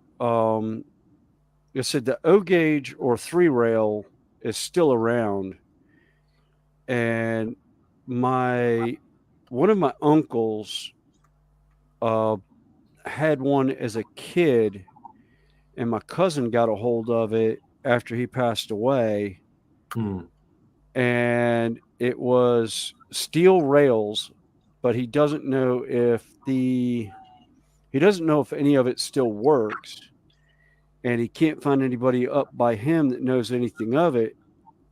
Well, there's a Lionel repair shop about 40 minutes from me where I could take it and see if it actually works. Yeah. And I've been meaning to get in touch with him. Next time I go up, I plan on seeing if he'll let me have a couple pieces of the track and take it there and see if we can find a controller for it, because it's and it's not even a DC controller. It's an AC alternating current controller.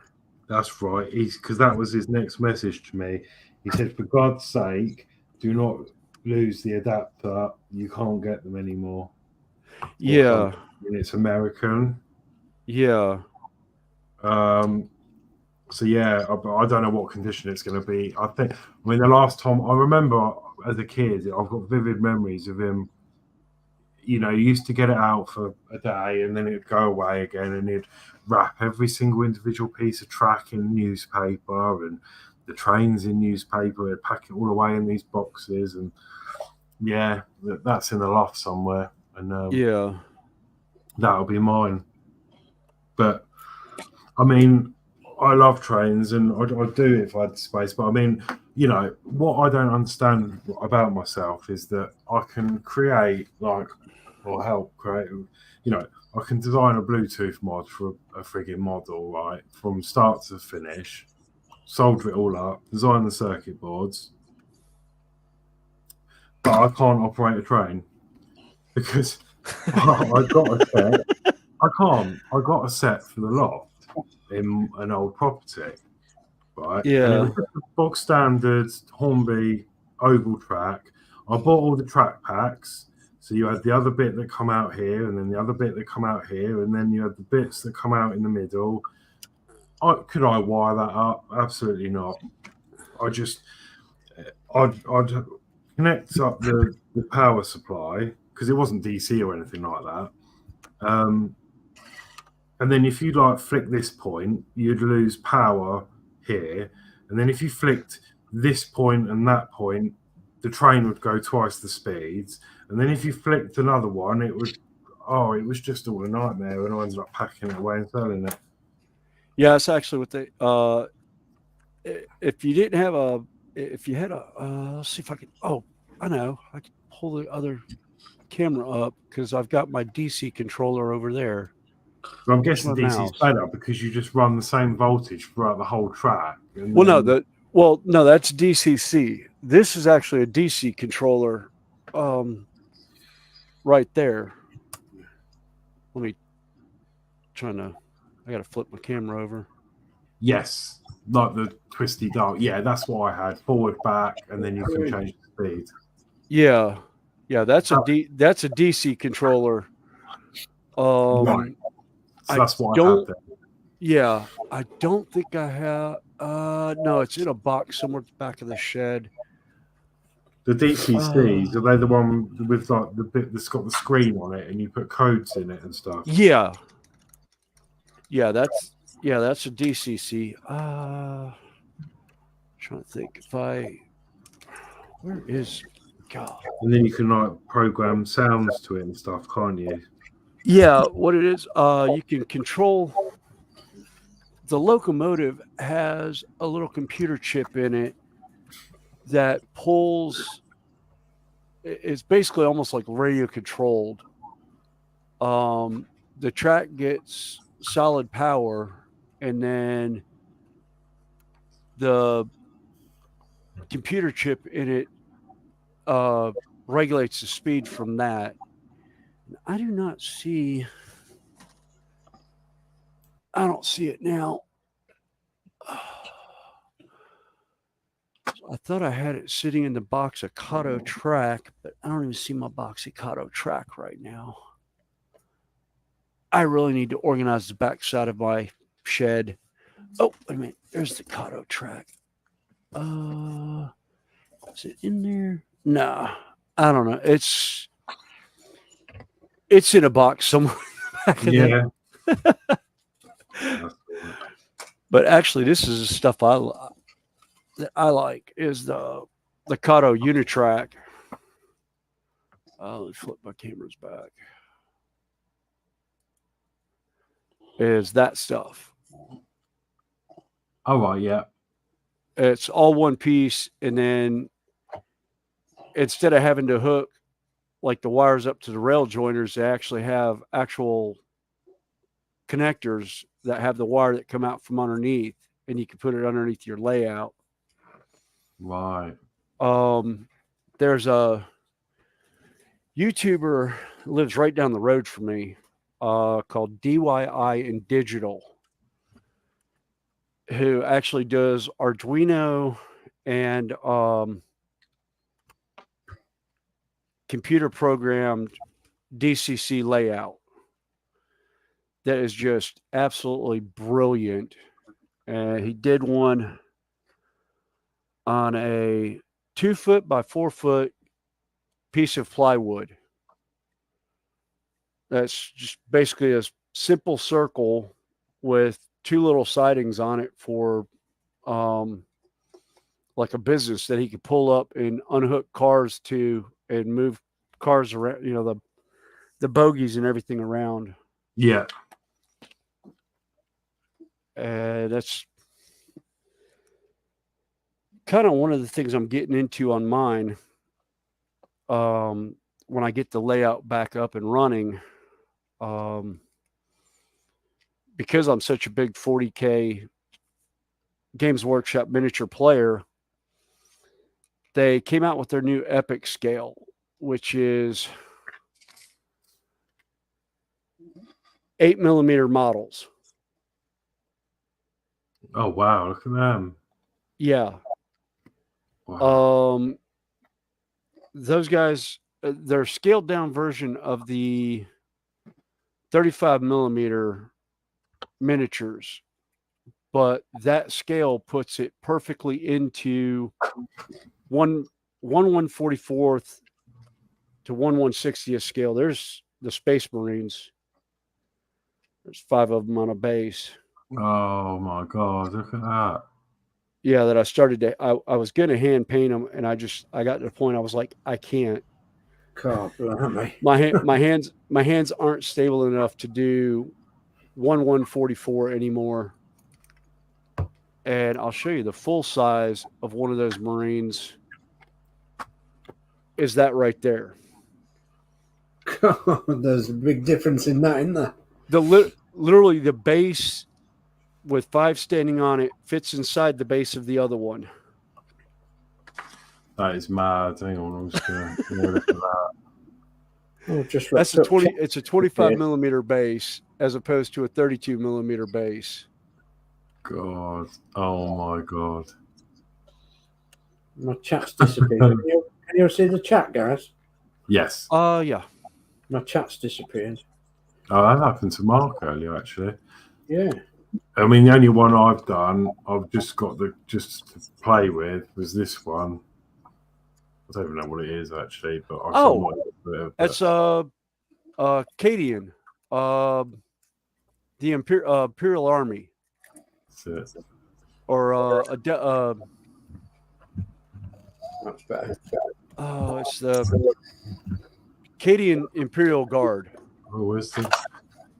Oh, sorry, the thing's gone. There you go. Yeah.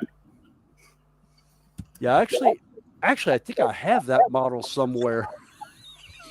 These were magazines we got. I think it was 40K or something, and we got artwork, and you got figures every week, and every month you got a figure from it was White Dwarf. This is my very 40K first model, 40K magazine. This is my very first. Oh, the camera's crap. This was my very first attempt at one, so yeah. Oh, absolutely beautiful. But the camera's not playing ball. There you go. Yeah, it's fun.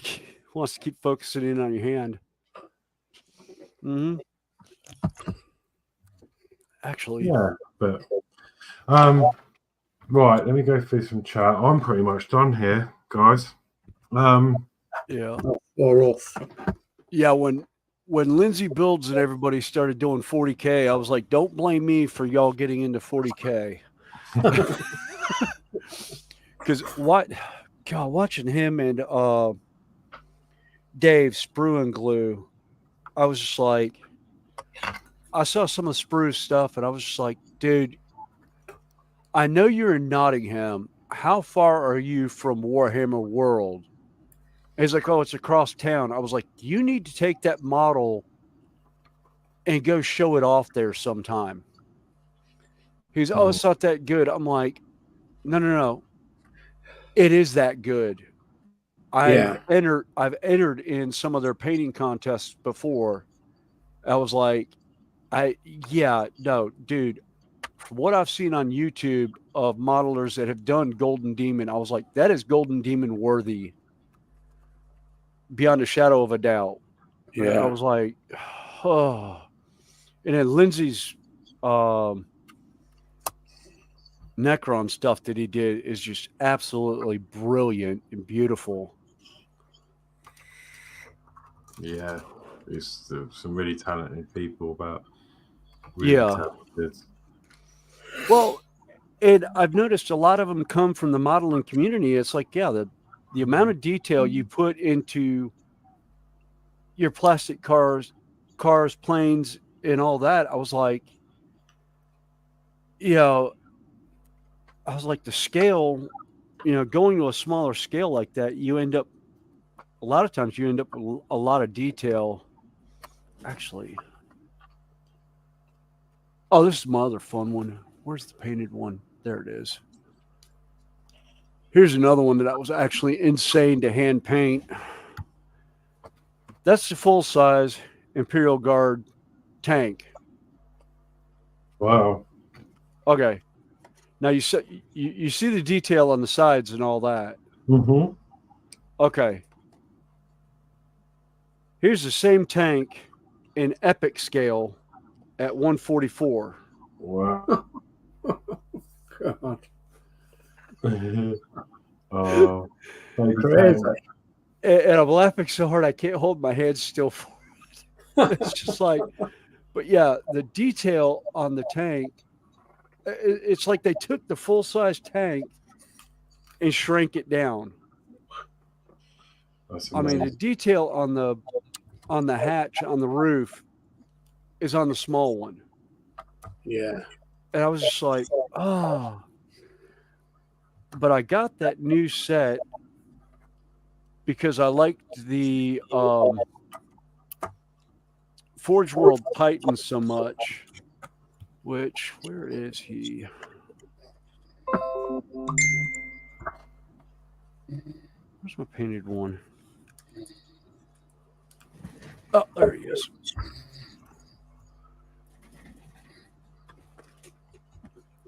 And then you have one like this, that the full-size version is actually about 12 inches tall.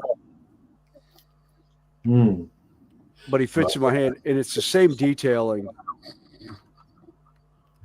on that from the full-size one. That's cool. I mean, that model, I absolutely love it. And I've actually got a full-size version similar to this. It's an older pattern that they don't make anymore.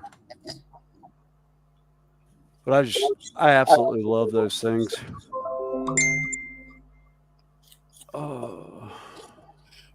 We've got, Dutch Dave says that was crazy.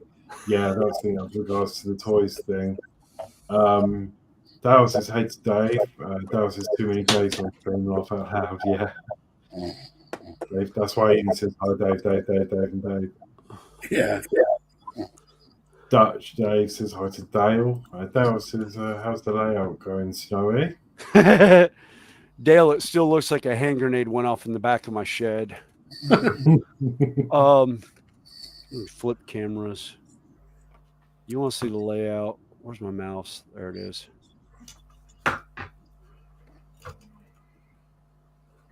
We'll come. Just while you're doing that, Dale's asking if you can come on panel with that camera just to chat in the background, perhaps do your chat. Do you know what? Next time, yes. We're just about done. So I've got work tomorrow. So there's no point coming on. But definitely next time. Yeah, if the link's in the description, you're welcome. Be nice to meet you. Yeah, I just got to do this one little bit, then I'm done. Yeah, there's the layout for you. Hang on, this. Oh my God. A layout of stuff. That's the layout. The pink foam in the back there, that's where the tunnels are. Yeah. At the very back wall. Yeah. No, the layout's trash. I haven't done anything with it in probably 3 weeks. And yeah, Dragon Lover pretty much got sick when she saw the shed. on Saturday. She'd come by to help me move some stuff, some mulch and stuff around the house. And yeah, she was not happy to see the condition of it.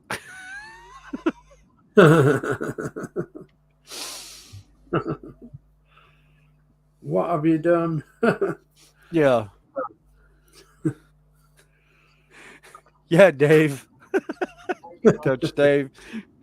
Nice and tidy.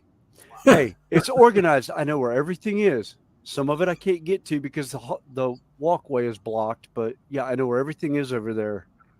Well, it's like my garage at the minute. That's like that at the minute. I've got stuff all over the place, and it's like trying to do a bit to our old car as well. And God, blimey, it's just impossible, really. Yeah. But yeah, I'll have to get organised. But I'm waiting for some better weather, really. I can sling things out of the garage and then have a good tidy up and. Yeah, that's what I was looking at doing. Is I'm actually this weekend. I've already set a goal for myself to go through and organize all my bins of stuff, and a lot of those boxes are empty. They're just sitting there. So I'm planning on throwing them out. They're going in the rubbish bin whenever I could get around to actually sitting down and putting them in a rubbish bin.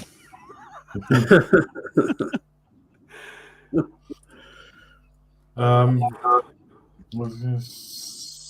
yeah, Dale says I missed my train layout. Just can't afford to switch to N-gauge.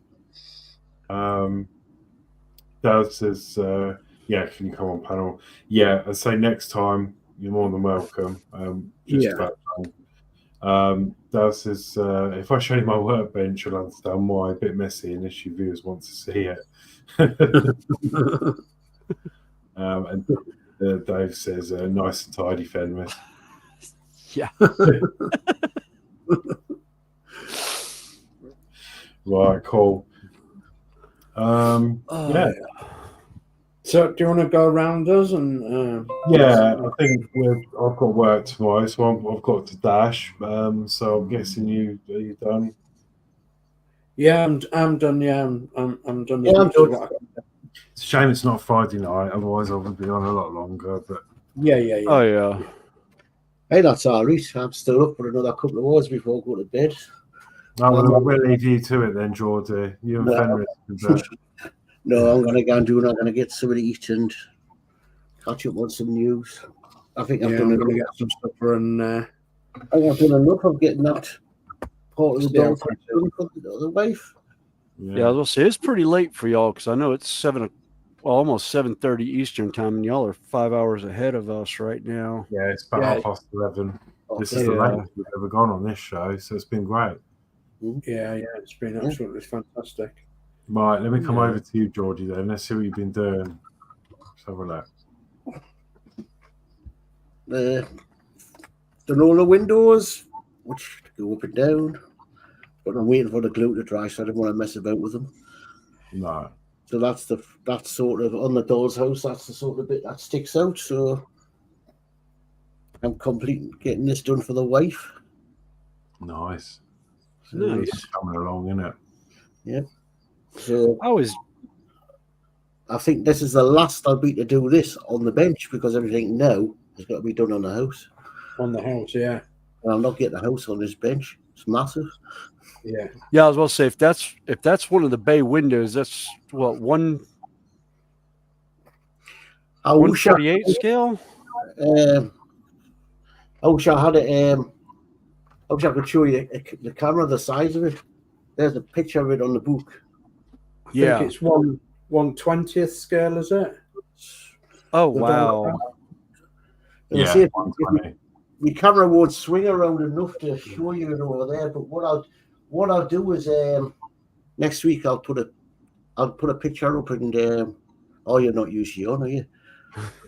Well, it depends. It's about 3 feet by 2 feet.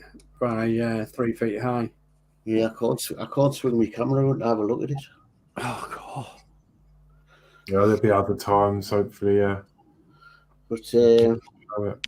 it's looking good. Nice. You'll be happy with it. Yeah, you've done well on that, Dave. Yeah. Cool. Right, well, I might as well just come to me because I'll be quick. This is just where I've got to diamond painting, so done a bit more up here. Yeah, propeller. Yeah, Just about see it with the Spitfire. yeah. So we'll turn that off and you can maybe see it a bit better. I don't know. Yeah. Yeah, it's coming out right. Coming nice now. Still got a lot more to do though. Yeah.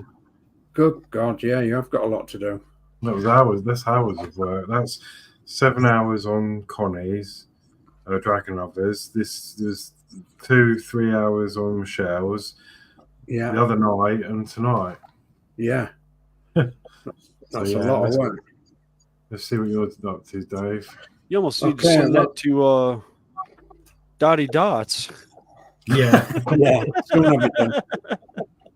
Soon have it done. Right, so if you can remember, the back doors were off, so I put them back on. And I forget which wheel it was now. It was this wheel. The suspension didn't work, but now the suspension works. And basically what happened was the pin had come out of the shock absorber, and somebody tried to glue it down here somewhere, and obviously it didn't work. So, and anyway, it wanted a bit of oil on the front suspension and the steering, which I've done. And so it's all back up on its wheels. The only thing I haven't done, and that is getting these hubcaps back on. So they are a bit of a devil to get back on. You might have seen me messing around with them. But it's Look at the back doors. Pardon? Look at them back doors. It's even got the metal grills on. Yeah, Yeah. yeah, and the handle. Yeah. Yeah. It's got the anti-theft windows. Yeah. Yeah. Yeah. I used to work for the post office years ago, and I remember their videos. I remember the grills being on the windows. Yeah, and it's got the proper decals on. Mm-hmm. Yeah, the E2R. Nice. So yeah, I've done a couple of other fixing jobs on it as well. The window fell out, and there's been bits dropping off it here, there, and everywhere, which I've glued on or re-put on. So yeah, I'm quite happy. So Good. at least I can place it on a diorama now, and it's, you know, I can open the doors and all that. No, you don't really. You want to broom it around the front room, didn't you? Now you need to get someone. Now you need to get somebody to 3D print your postman so you can stand next to it. Yeah, postman and some parcels and goodness knows what. You need to do that, do you? Oh Just yeah. And a black and white cat that sit on a roof. And the black and white cat, Actually, yeah. I'll have to look for some prints of that. Well, where's that one? Oh, This I was going to This say is you one- could just get some bubble wrap or something, tiny bits of bubble wrap, and then just encase it in like a carrier bag, and then just like make little parcels out of it, and then put decal on it as a sticker. Yeah, that's a good idea. One of them days we used to carry the parcels in a grey sack In a grey stack. or a Hessian sack. Uh-huh. What grey sacks with the LGPO written on, and Hessian sacks with the LGPO written on. Yeah. And all the parcels used to be wrapped up there and hide into the back of the van. Yeah. And then Yeah. But yeah, Yeah. Perfect. So 1/12 scale, obviously. So, you know, it's quite big. It's quite a big model. oh, I don't do I could probably do that in, probably do the 1/12 scale. I've got a STL file for actually it's the TARDIS, but the old British police phone boxes. Yeah. don't tell my son Danno that. He loves the TARDIS. Mm-hmm. Oh, God, yeah. Danno will be yeah. asking you to print the TARDIS off. Oh, when I get the when I get the layout going, I've actually got, I printed off a bunch in N scale because there's a English pub right down from where I live. And Yeah. they've got one of the old red phone booths Yeah. Oh yeah. out Yeah. front of it. And I was like, I wonder, it's like, oh, that's the right size for it. So I kind of took the measurements and put it in a slicer file that I have where I could figure out actual sizes. Yeah. And it'll give me the measurement in millimeters so I can put it on my printer. And I printed off a TARDIS. I've got probably 10 of them that I have laid out that I'm gonna stick around the layout in different places.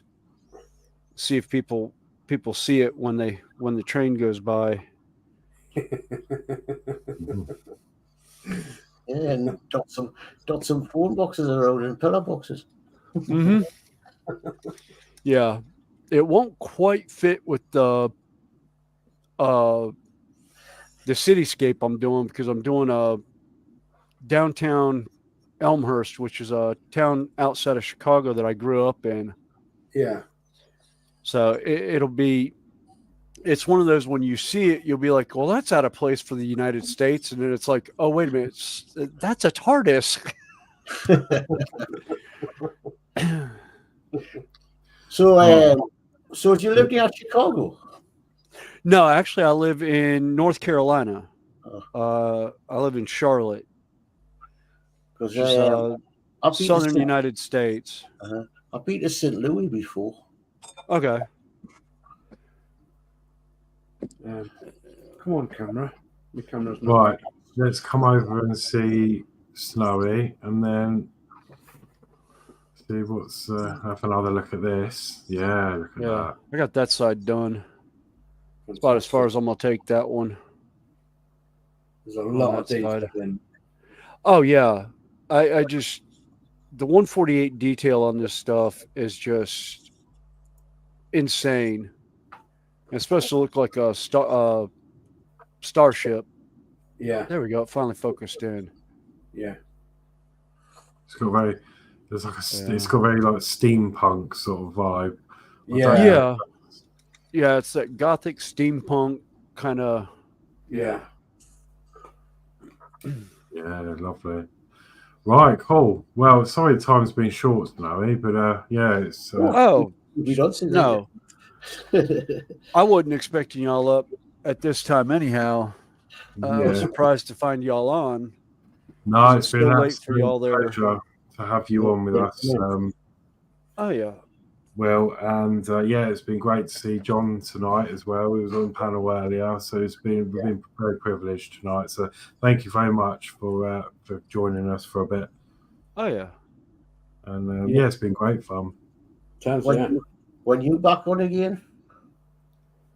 I'll be back on Sunday with Dragon Lover. Probably the only other. Really, it's the only time I can get on, just because so much craziness at the house going on and everything. Yeah. Well, but you've got goodness me, Thursday tomorrow, so can't even think what's happening tomorrow in our community.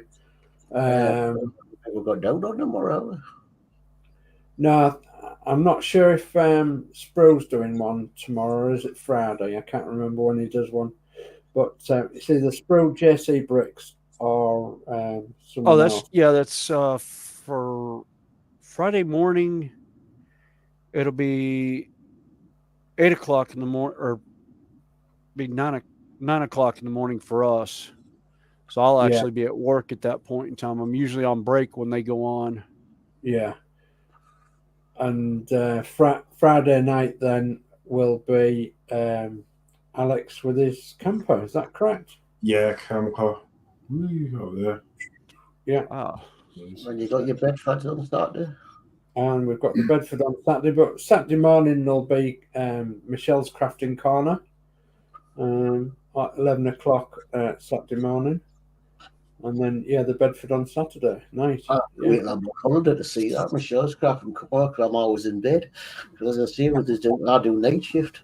Oh, well, I was then on we- the other Saturday. The Saturdays are hard for me because now I'm doing this diety thing. I need to food prep, and I'm just cooking all day Saturday. So, but I'll be on there as long as I'm invited, of course. I'll be on there hopefully Sunday morning.